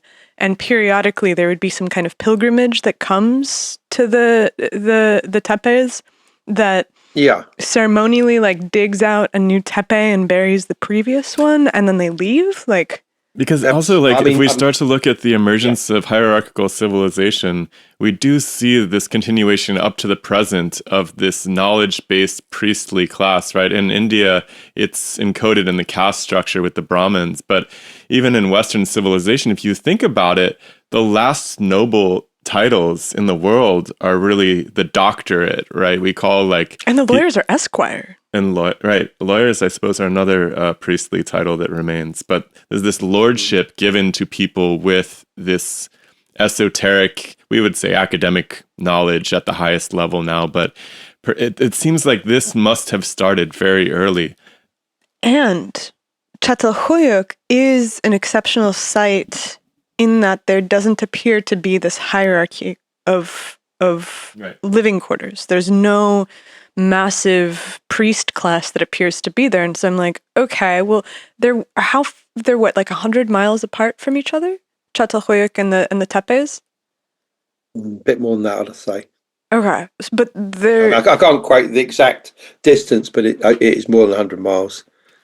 But so I mean, like the distance makes it difficult, right? Because you're like, okay, well, they are quite far apart, but they are contemporaneous, and they do seem to have overlaps in their cultural artifacts. And so I'm like, well, what if that's where the priest class of Çatalhöyük lives? yeah, I mean, okay, I mean, all of these ideas are certainly possible. I would say that the Tepeler sites, you have a developing priesthood. And I think that in many ways, this could have been the first opportunity for priesthoods to develop and evolve. Because I think prior to this time, you would have had, those in charge of the rituals, the practices, whatever was going on. And I'm looking at those that are, let's say, on the area of the Tigris that go back to 10,500 BC, which is actually during the Younger Dryas period. But it's quite clear that once you hit places like Göbekli Tepe and Karahan, there is a huge quantum shift in the ritual space that's being used here, because although the archaeologists today want to tell us that places like Göbekli Tepe and Karahan Tepe were no more than than towns, basically, where people lived and they got together on a Saturday night in the enclosures and danced and maybe did a few rituals here and there, which is, I think, ridiculous personally. These are huge shamanic centers for one reason or another, whether you see it in terms of trying to penetrate into the sky world and trying to answer ontological questions like, who are we? Where do we come from? Is there anything up there? Is there a guidance? What knowledge and wisdom can we gain from these entities? Like the cosmic serpent. Can we bring that back into our community and use it, to advance us in technology and innovation, which I think is ultimately what is behind the story of the Serpent of Eden, I think. Or is it that you've got this idea that you said that you've got like priesthoods that are perhaps traveling from place to place, going out to somewhere like Çatalhöyük and, giving them the knowledge and wisdom so that they can do their own thing and create their own environments.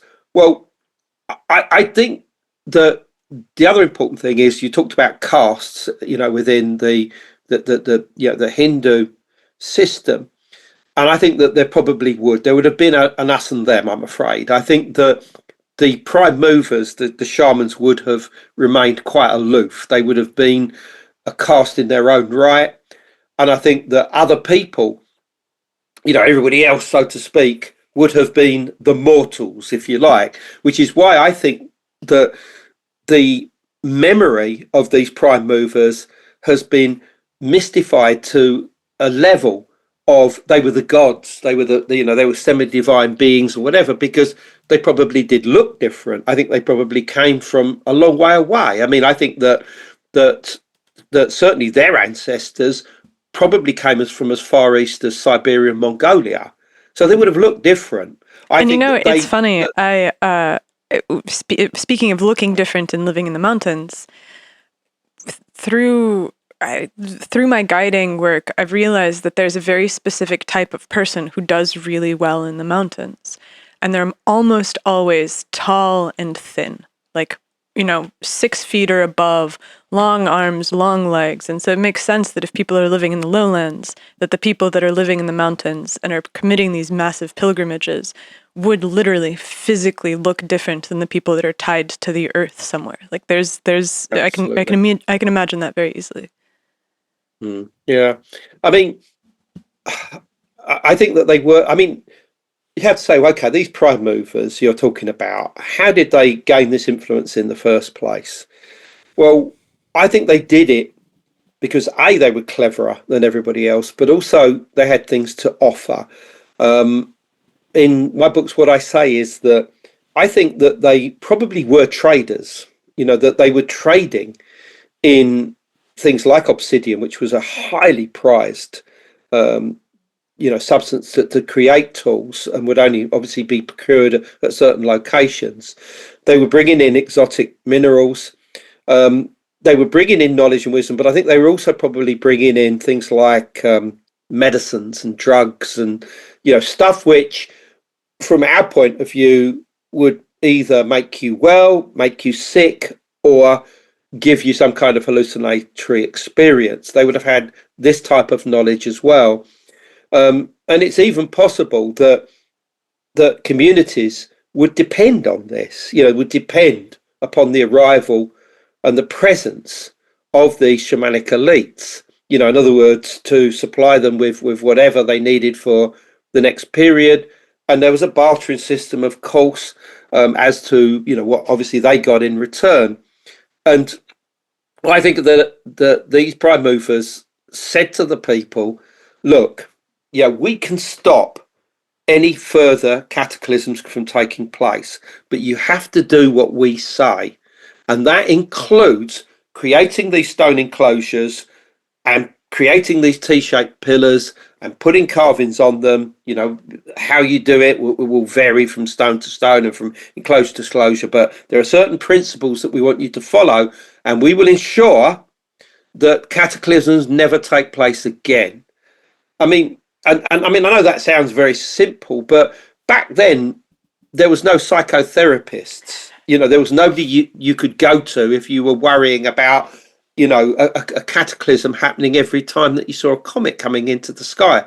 But what you did have was shamans. And those are the go-to people to sort stuff out, and still are. We basically do the same thing with university professors today, honestly. People still look to astronomers to tell them, the fate of the universe, and obviously to interpret things like comets, but also the CME threats and all of this, right? It's still very much a situation. Look at the client. I'm not even going to say it on this podcast so we don't get in trouble, but the the business about the temperature of the earth changing and so forth like that, right? These are all, in some sense, shamanistic approaches to navigate the cosmic landscape. And we still keep those people in a very specific bin of society, which is just fascinating that we're still doing it. Well, there's an inherent morality, I think, that's associated with the cosmos, right? Because the cosmos brings upon you the slings and arrows of fortune.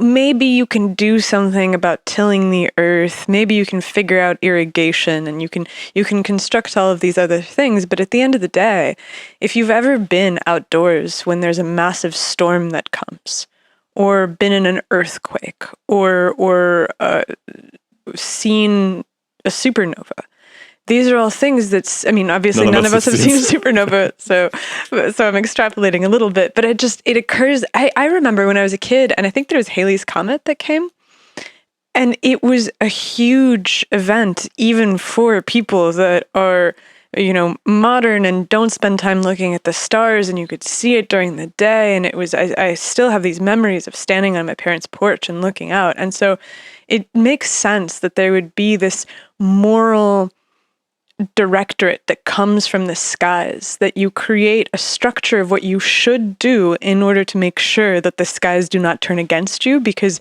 you are this tiny little ant on the surface of the world. And if you screw up, it will wipe you out. And so it makes sense that cosmologists are still the ones that are doing that, because they're studying the biggest, most distant things that, a huge rock could come at any minute and wipe us all out. Still basically telling the same story too. Still got that egg hatching with the Big Bang story. Hey, I wanted to ask you about this filling in of the T-shaped structures, and also whether you think that there was a platform on top for observing the skies.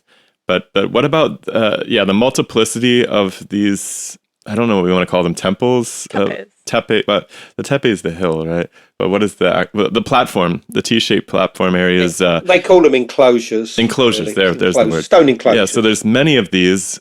Are they all dated in sequentially? Like, are they knocking one down and building another one? How do you interpret the intentional filling of these? Is that part of the cycle? Yeah, I mean, they begin around 9,600 BC. But what's so interesting is that the oldest structure known to date is structure D in Göbekli Tepe. And that arguably is the most sophisticated of all of them. And obviously this has been noted by, colleagues like Graham Hancock, whatever, suggesting that there is a ready-made technology and innovation and ideology coming in right from the word go, the beginning. Now, obviously, we also know that the precursors now for Tash Tepeler are well to the east, on the Tigris River, and that this is probably where a lot of the evolution took place before it reached the area of the Euphrates, the Shanli-Urfa region. But basically, the bigger structures and more complex ones are the oldest, and that as time went on, they started to get smaller and smaller and smaller until eventually by about 8,000 to 8,500 BC, they were jacuzzi size, structures. And I say that because they've got benches around them that make them almost look like a jacuzzi, but you've got these tiny little teak pillars in them that are probably no more than about 1 meter to 1.5 meters tall. And it's like they're still going through the motions, and because they feel that they have to, but they're downscaling massively. And then suddenly it all stops, and no longer is this type of structure created. So onto the question about what happens at the end. Well, these tepes are layer cakes of activity, of human activity. They start off on the bedrock. And if you look at Göbekli Tepe, that's enclosures A, B, C, and D, that are known as the Southeastern Depression. And they're built on the bedrock, no questions about that. And they'll literally cut into the bedrock to give them like pavements and like central floor areas. But then what happens is that eventually these structures are going to be decommissioned and they're going to be filled in. Now, there is dispute today over whether this was done by accident, in other words, stuff from a higher part of the Tepe just falling in and careering in, and that, which is the current thinking of the archaeologists now at Gobekli, much disputed, I must point out, by other of their contemporaries, or they are deliberately buried. And I mean, in a manner which would be similar to a human burial. In other words, with ritual and everything being done in the right order, possibly with rituals and prayers and whatever. And this can definitely be seen at Karahan Tepe, because the pillar shrine, which we've talked about, that was buried with different layers of stone and earth and rubble, including a layer of soil, which is red in colour, that is not local at all. I mean, it's clearly been imported in from some distance away. I mean, I would suggest it probably came from some part of the Haran Plain, and then maybe some symbolic, purpose in that. And it's not just being decommissioned, it's being laid to rest, just like a human body is placed in a grave and covered up. Because there's no question that the ancients, as per many contemporary cultures, indigenous peoples to this day, believe that things have a spirit, a genius loci, the spirit of the place, and that this would have to be appeased and put to rest at the end of a useful life. Again, it's something that is familiar today with churches or synagogues or temples. They have to be decommissioned in a very specific manner. Otherwise bad things can happen in the environment around them. And I think that's what was going on at Karahan and Göbekli and at the other sites as well. Now, there does seem to have been, I won't say a rapid, but more of the closures were covered over at the end of the Tepeler movement. So that's around 8000 BC. And after that, the people disappear. I mean, it's like Karahan. Nobody else was at Karahan once those structures had been covered over. And we now know there were dozens and dozens of them that are being uncovered, by the bucket load every year, literally now there. But they were all covered over, and the whole place was left about 8000 BC. And we can tell that just purely from field walking. It's bare rock, so you can easily see human activity. And you can see the stone tools, and you can I can't even say the word, date these tools by virtue of you've got it there. Stratigraphically, I think. Yeah, there you go. Yeah. That's a fun one to say. Certain words I can't pronounce properly for some reason. And so you can tell the age of those tools, and also where they were originally manufactured. That obviously gives them their name as well. And if you look at those tools, you can say, right, I don't see any tools here that are any later than around 7 to 8000 BC.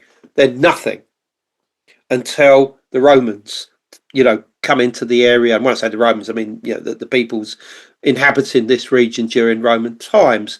And then what happens is that all of these hills, like the northern Tepe that we talked about, Göbekli Tepe, that faces out towards Karahan, that was unquestionably occupied about 2000 years ago. It's even believed that one of the caves there may have been created into a Christian chapel. So there was occupation of the area. There are various graves on the top of the hills which date to the Roman period, so a couple of thousand years old, but nothing in between. Nothing. No evidence. You would know that because you would see the pottery, you see the tools, you'd possibly find metal objects and whatever. There's none of that there.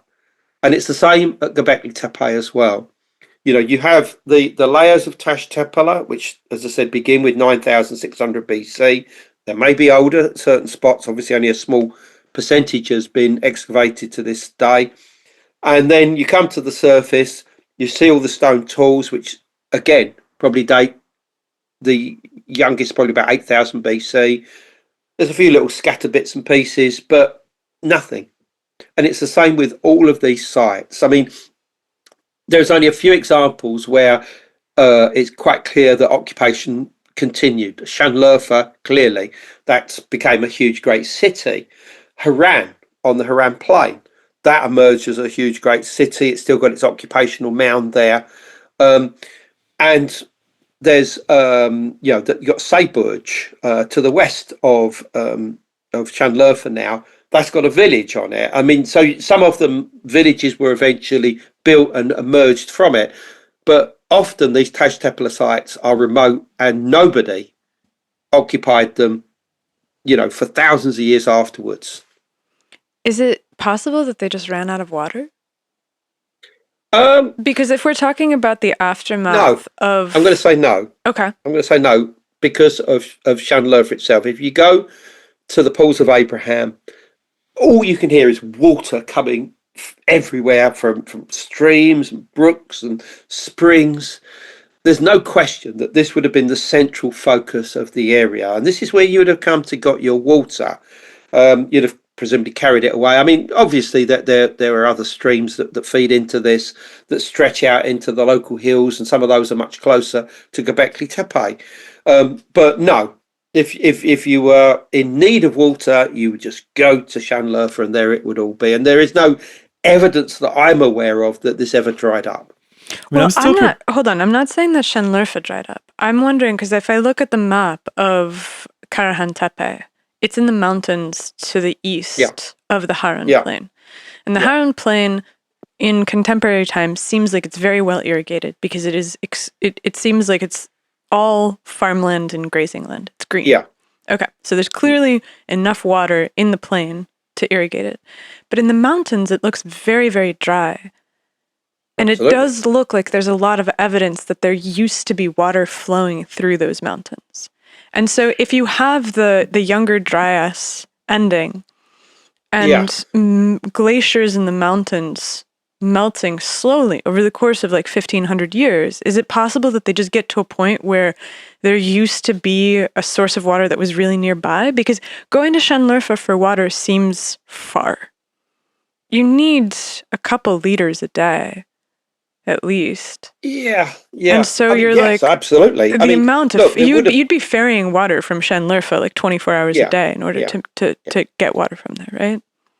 Yeah, I mean, quite clearly that, if you go to Göbekli Tepe, for instance, there is no water sources on the top of the hill. You have a cistern, one large cistern, which presumably would have been full of water. One at the top, I think they've discovered another one in the new area that they're opening in the northwestern part of the Tepe.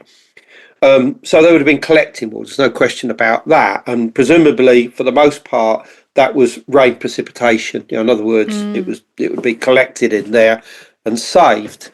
You have got the gullies of streams that go away from Göbekli Tepe, but they're further down. I mean, they're in the base of the valleys, you can see them cut.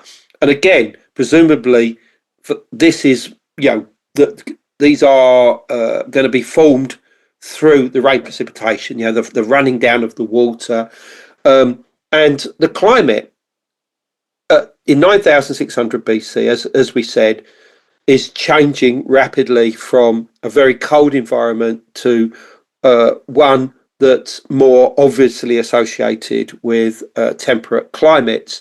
So you'd have had a lot of rain.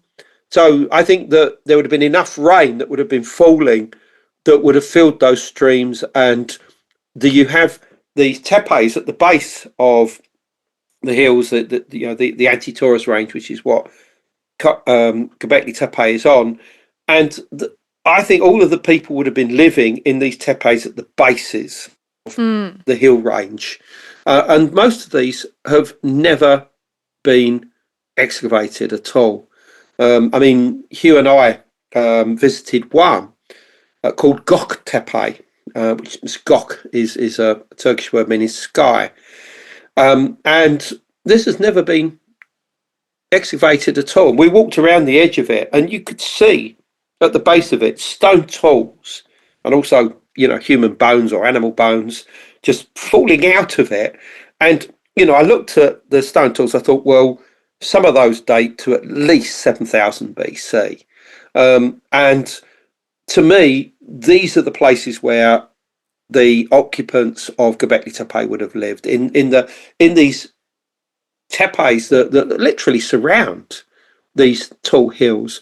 When you come to somewhere like the Tek Mountains, you don't really see these tepes at all. I mean, even Karahan Tepe is built on a existing limestone hill, and they've clearly brought stuff in, probably soil, that they've actually placed around the actual slopes of the hill itself.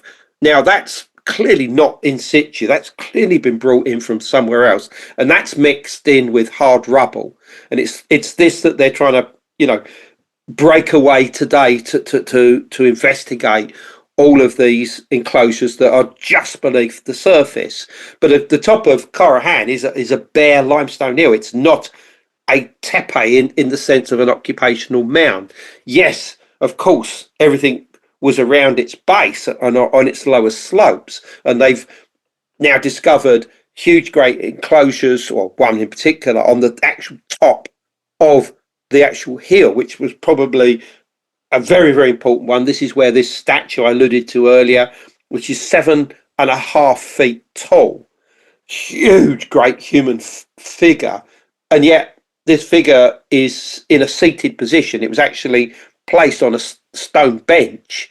So if it had stood up, it would have been at least probably 9 feet tall. Now, that could have been for symbolic reasons, maybe a great ancestor or something, but it could also suggest that these people had in mind, you know, very tall, oversized people as their ancestors. We're going off track. But yeah, I mean, the Teknek Mountains are a bleak place, and I think that they have been for a very long time. I mean, Hugh and I have had conversations about whether there was trees or not in the Teknek Mountains. Some people say that there were. Others say that there is just not enough evidence of it. And the other thing is that the archaeologists want to tell us that all of the enclosures at Karahan Tepe had roofs, and that the T-pillars were simply roof supports. But this doesn't make any sense whatsoever. I mean, to start off with, many of these T-pillars are different sizes, you know, even in the centre. And yeah, I mean, roofs could have been placed, but these roofs could have been temporary or only partially covering the enclosures. It could have been an afterthought at a much later date. Some we think were probably covered, like the Pillar Shrine itself, because that's got a solar alignment to do with the winter solstice sunrise that Hugh and his partner JJ Ainsworth discovered, which is quite remarkable. It hits that huge giant human head a few minutes after sunrise on the winter solstice and only illuminates the head. It's quite incredible. But we don't think that they did. We think that a lot of these enclosures were actually exposed, or certainly you could see the heavens with them. I mean, yes, of course, at certain times they probably could be covered over, maybe with skins and things like that, animal skins that would, you know, maybe just stop the rain coming in or whatever. But I don't think that these were permanent structures that had roofs everywhere. And as to the water at Karahan Tepe, once again, there is more than one of these cisterns there that they clearly would have collected water. And if you go on to Keçeli, Tepe to the north, there are a number of beehive-shaped structures which could also have been used to store water as well. But we don't know how old they are. Unfortunately, no proper excavations have been done on the northern hill. It will happen. As I said, we've explored this. All of the different sites there are described in the book, and it's now off limits. You can't go up there. The public are not allowed up there. I'm still perplexed by the multiplicity of these sites, like why they kept doing it over and over again. You know, you see something, you see this massive effort to build this enclosure structure. Why not just keep using the same one year after year?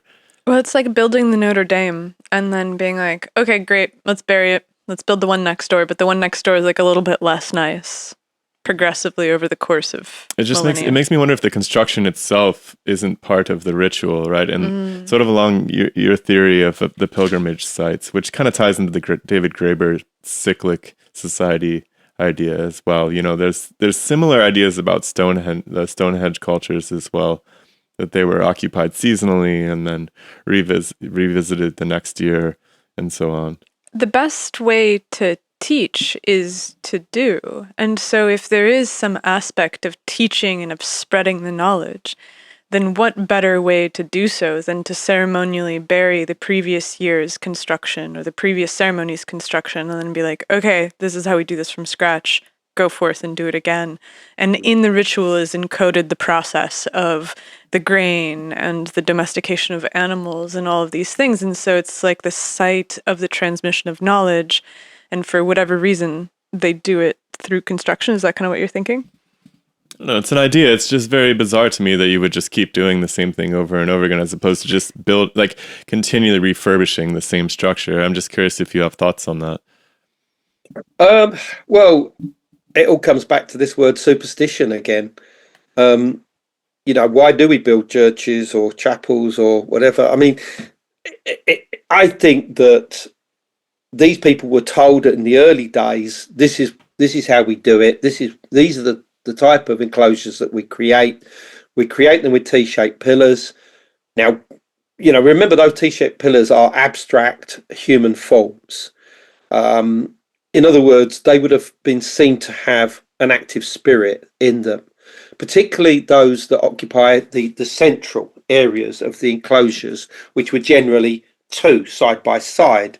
I think that they probably represented divine twins, a brother and a sister or something like this. And this is a part of their cosmogony, that in many different cosmogonic traditions, particularly in the Eurasian continent, you start with two twins, but those twins have been born from a single being, and that being is like the creator. So in other words, it's almost like the creation of male and female, the creation of division. And that division is something that, you have in our world. We've got 2 ears, 2 eyes, everything's divided by two sort of thing. And originally everything was as one. And I think that a lot of these enclosures are about trying to get back to the source of everything. And this is why I think that particularly at Karahan Tepe, I mean, I see Karahan as completely different than Göbekli. To me, Göbekli is the equivalent of a Catholic cathedral.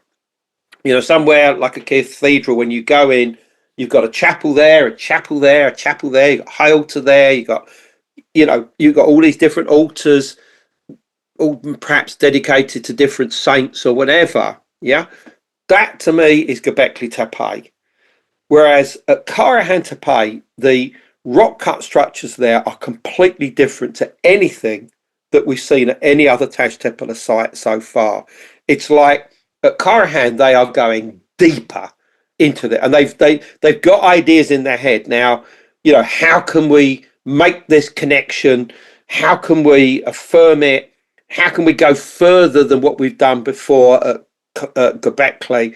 And to me, that's what's going on at Karahan. I mean, it's more like a Gnostic church or something, Karahan Tepe. It's about the gnosis, the knowledge, trying to understand, who we are, where we came from, what's out there, and can this, whatever it is out there, help us to develop our culture? That's what I see going on in the Tek Mountains. And as you've already pointed out, the Tek Mountains are really remote. Why would you start a community out there? Why not just do it on the Haran Plain? You've got presumably lots of plants and animals and whatever else. I mean, all right, if you were frightened that there were wild animals that could eat you, well, just put it slightly up on the slopes then, overlooking the the Haran Plain. Why go miles and miles from anywhere to create this extraordinary complex? That tells you that something special was going on at Karahan Tepe. Man, it's so interesting to me that you go to them being afraid of wild animals and not other people, because I feel like most of human history is that's Well, I don't know. Maybe it's important. No, it's very important. Yeah. Because I mean, again, remember this is just after the end of the Younger Dryas period. People are now beginning to move about. Now, during the Younger Dryas, obviously because of the cold temperature, forget whatever triggered it in the first place. There's no question that people would have been migrating southwards because they'd have been looking for warmer climes, basically, and that would have brought them down from Russia, Eastern Europe, obviously going east all the way to the Urals downwards. They'd have been coming down through the Caucasus into Anatolia. They'd have been going down into Iran. Obviously, they'd have been going down into the Levant. But the problem with all of this, of course, is that there's probably already people living in those parts. So they're going to displace the people that are already there unless they join with them, which probably didn't happen most of the time. So you've got migrations of people going all over the place, displaced peoples, basically, and a lot of conflict would have come out of that. And so you're in an environment where you'd have been vying for the resources of a particular area. So, yes, I think that one of the reasons why the Tash Tepeler sites are, for the most part, in very remote areas, or certainly very high, is to keep away not just from wild animals, but from other human beings, basically, that would have been potentially out to cause problems for you. Yeah, at the very least, you could see them coming, right? Yeah. Oh, absolutely. Although, again, I mean, Karahan, it's a weird old place because, you've got hills surrounding you in virtually every direction. You wouldn't see much in advance, really. I mean, all right, you could have put people on certain hilltops to keep watch or whatever, but it's not the most obvious place you're going to build a whole community. I mean, we're unfortunately almost at the end of our scheduled block, but I'm curious, would you consider yourself like an outsider archaeologist to some extent? You have a community of people that obviously, you've mentioned Hugh Newman, who we've talked to already. Are there other people that we should be talking to about this that you think have really unique insight on this time period or the dark ages between this and Sumeria, any of these places? Like, who should we look to next in this investigation?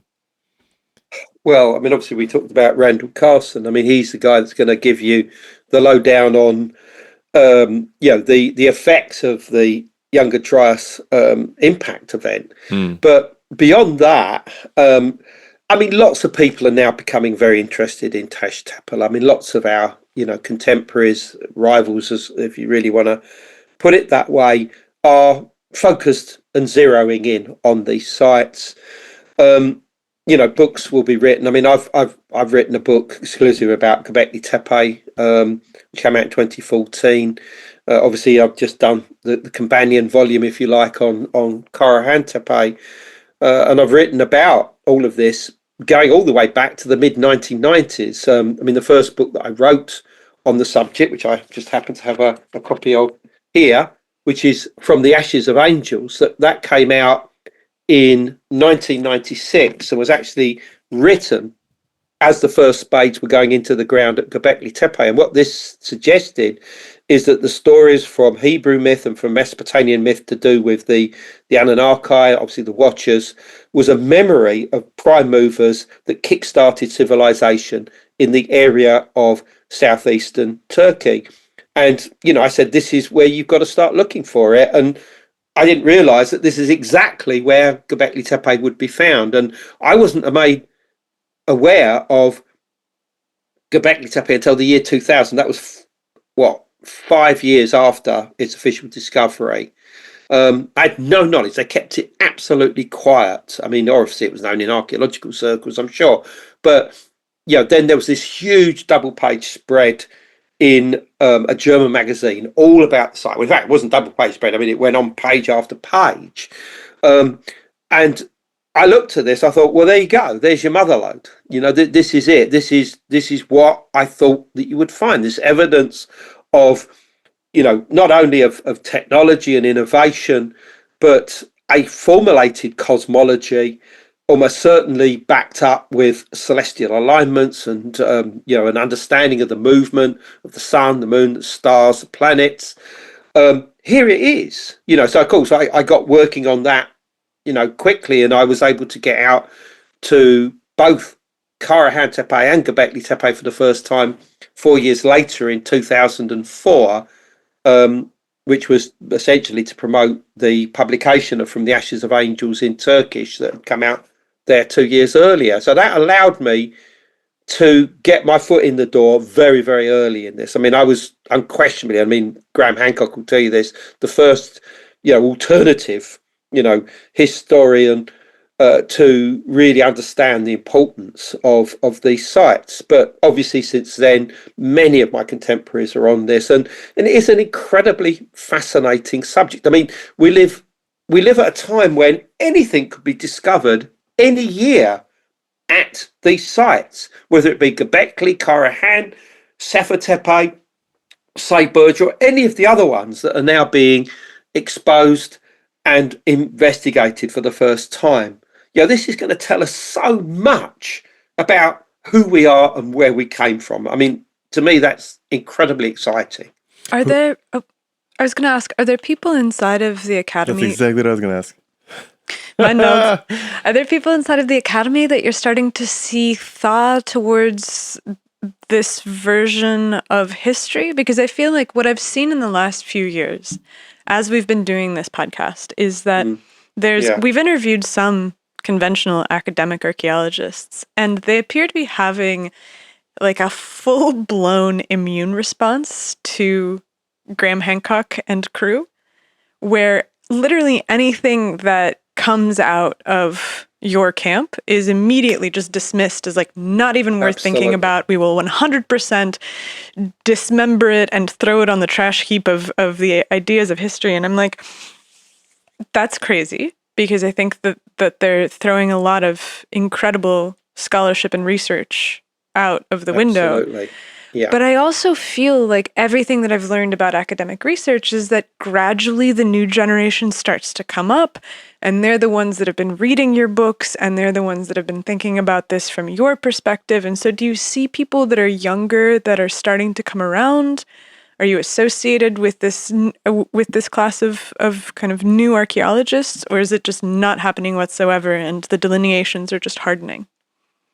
Well, I mean, quite clearly, there are many thousands of people that are now interested in Tepeler, and those are the people that know what the term Tepeler means quite clearly, obviously. I mean, if I went down this street here and said to them, have you ever heard of Göbekli Tepe and Karahan Tepe? I think that almost unanimously they'd say no, but you've heard of it.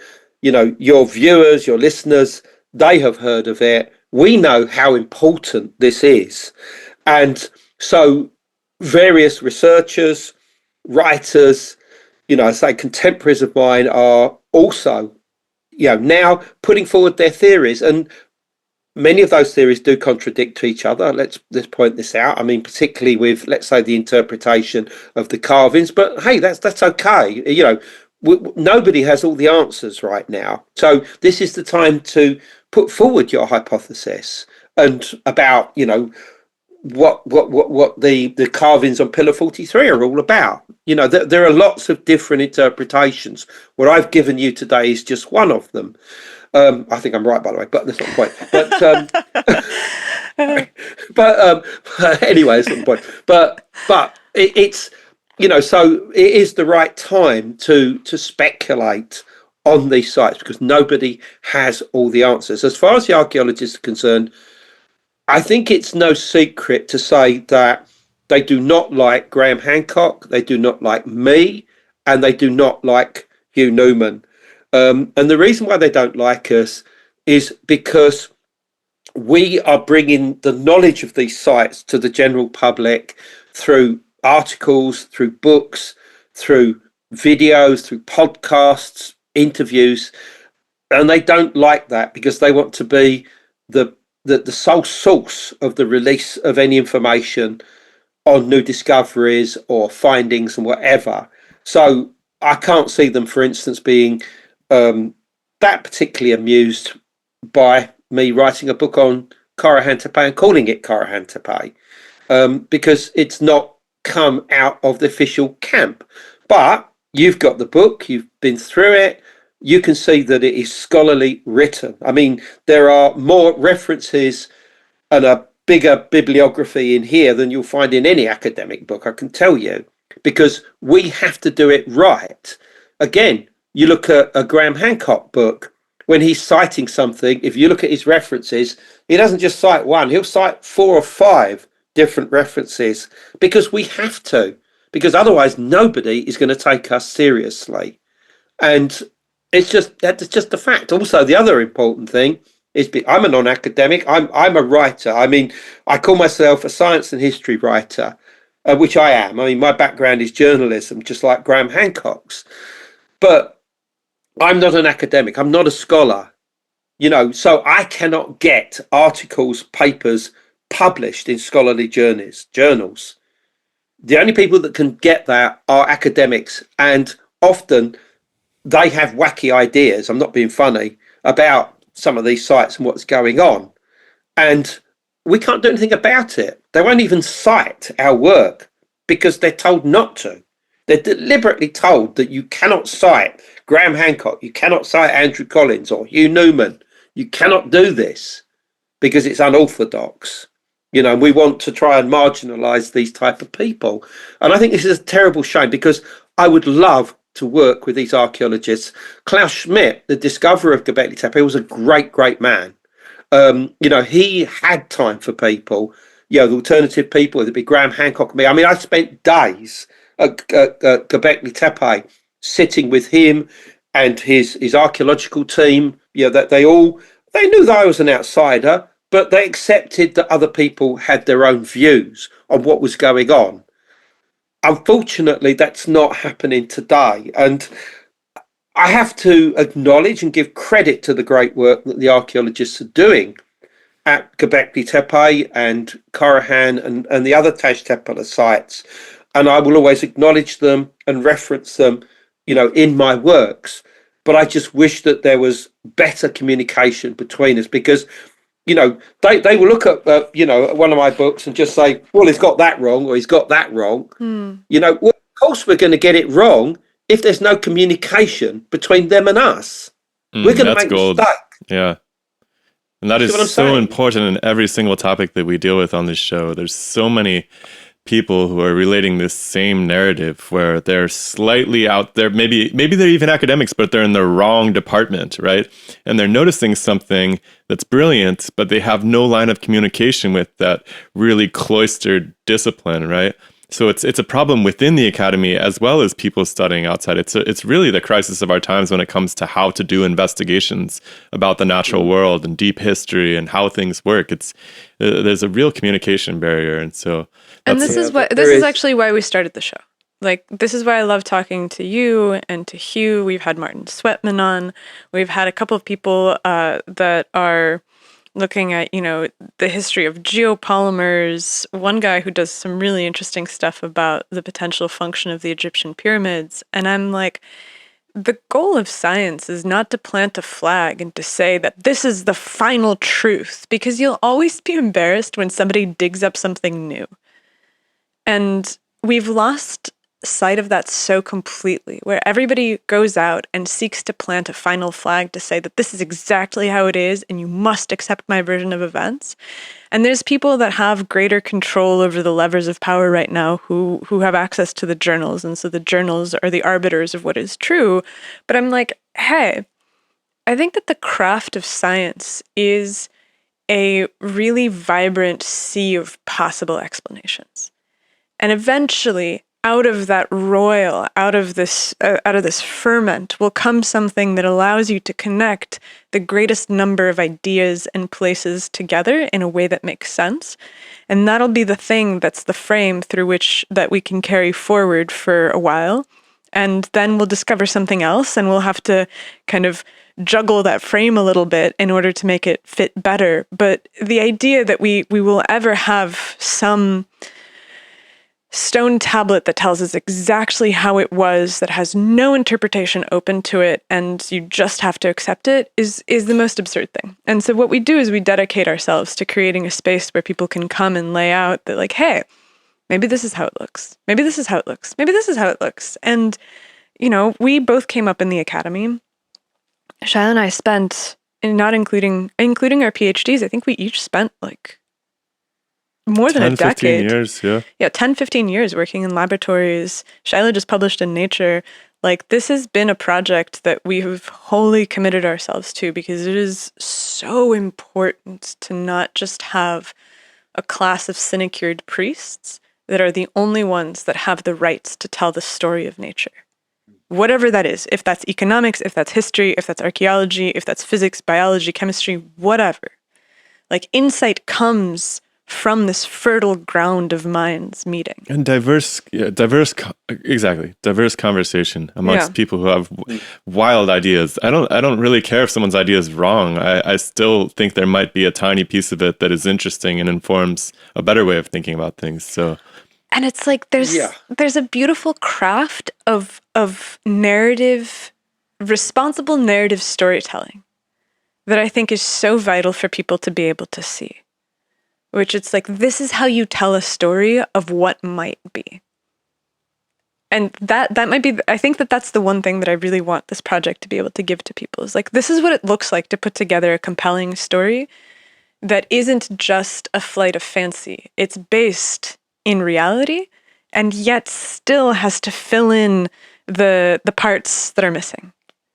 And I really love that. I think you do a really beautiful job. It's been really a real pleasure to talk to you today. Honestly, I would love to have you back and talk to you more. We could just keep picking your brain about this period of history forever. So, depending on your time down the road, maybe we can catch up later. Absolutely.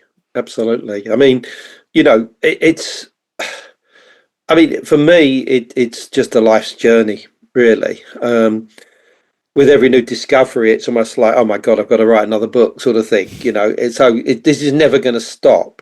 But I do wish that there was more open communication between us and the academics. I do. I don't make many mistakes in my book, but any that I do make could probably have been pointed out by the academics if we'd have discussed matters beforehand. And that debate is important. The other problem is, and you touched on this earlier, is that because of the theories that we're putting forward, the archaeologists are trying to go in the equal and opposite directions to all of our theories. I mean, just one example, they say that there were roofs on all of these stone enclosures. Therefore, these people were not looking at the stars and had no interest in the sky. That's it.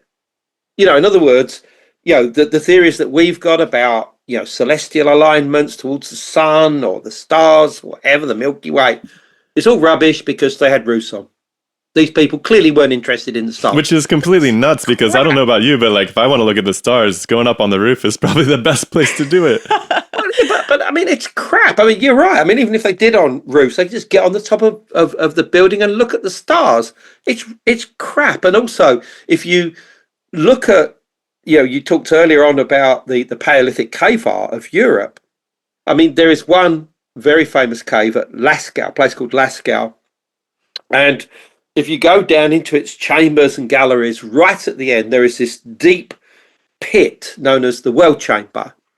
And there's all this incredible imagery on the wall, including a birdman, a bird on a pole, a rhinoceros, and a bull that seems to have some kind of spear or javelin stuck in it. This has been interpreted by an astronomer by the name of Professor Michael Rappengluck of Munich University as the night sky, and that what the representation of the constellations here are exactly as you would see if you were looking towards those stars in that direction. So in other words, this was almost like a planisphere, like planisphere that you get in London, or I'm sure you've got them. A planetarium? Over there. Yeah, planetarium. Sorry, planetarium. And, in other words, therefore experiential journeys, probably out of the body, where you don't actually need to be outside looking at the stars to do it. You do it through their symbolic sky figures. So, this is going on 16,000 BC. So why can't something similar be going on inside these stone enclosures, even if they did have roofs, in 9,000 BC? Doesn't make any sense to me. But the reason that they're doing this is to spite the likes of Graham Hancock, myself, and Hugh Newman, particularly. We've so recently one of our friends has been really encouraging us to put together this kind of cohesive collection of principles that we think are really valuable in the study of nature. And I think that you just stumbled on a key one, which is do not do things out of spite. do not position yourself in the land of ideas in a way that is motivated by your spite against someone's ideas. Like that is almost a surefire way to destroy your ability to see anything clearly.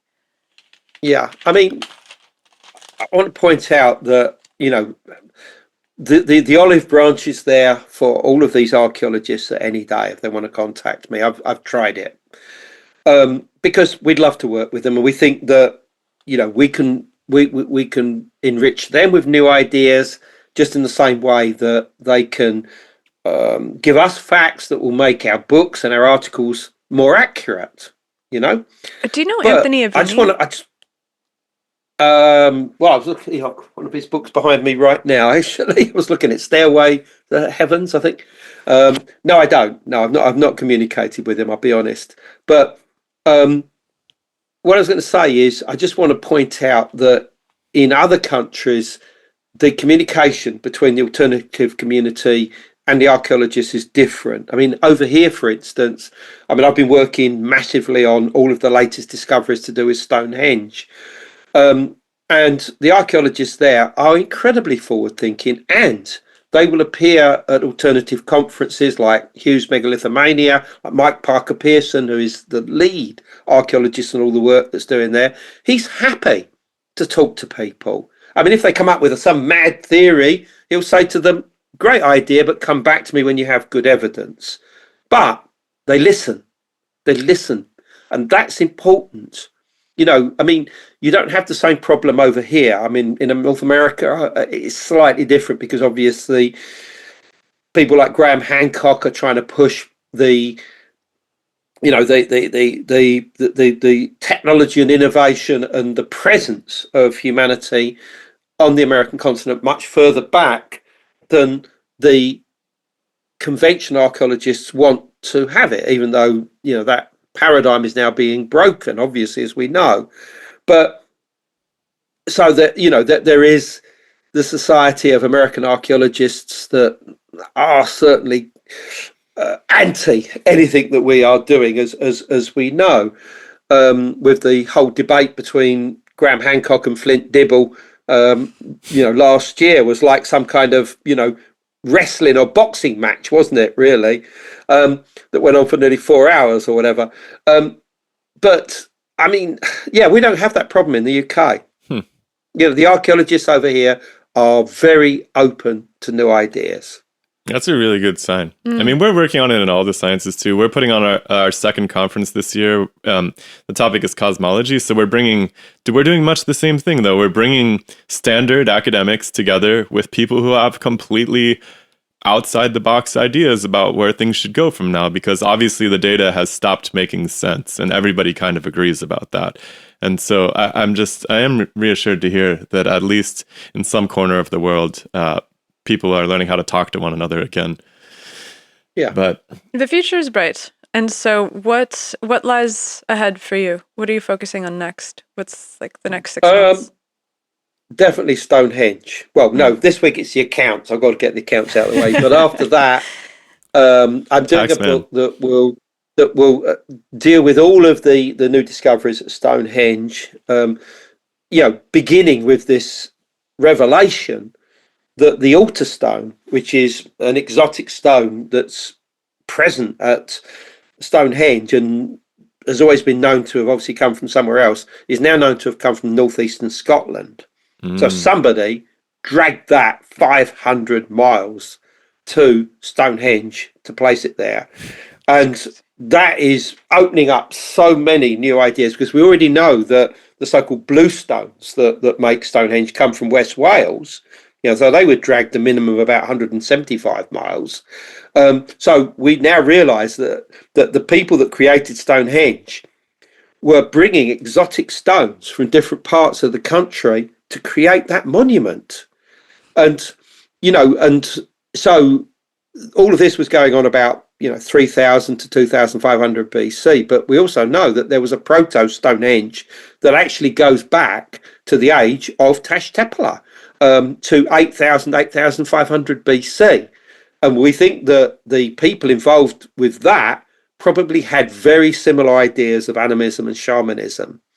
Not clearly the same, though we weren't building stone enclosures with T-shaped pillars, but some of the ideas seem to have a common source and origin. So that's what I'm looking at.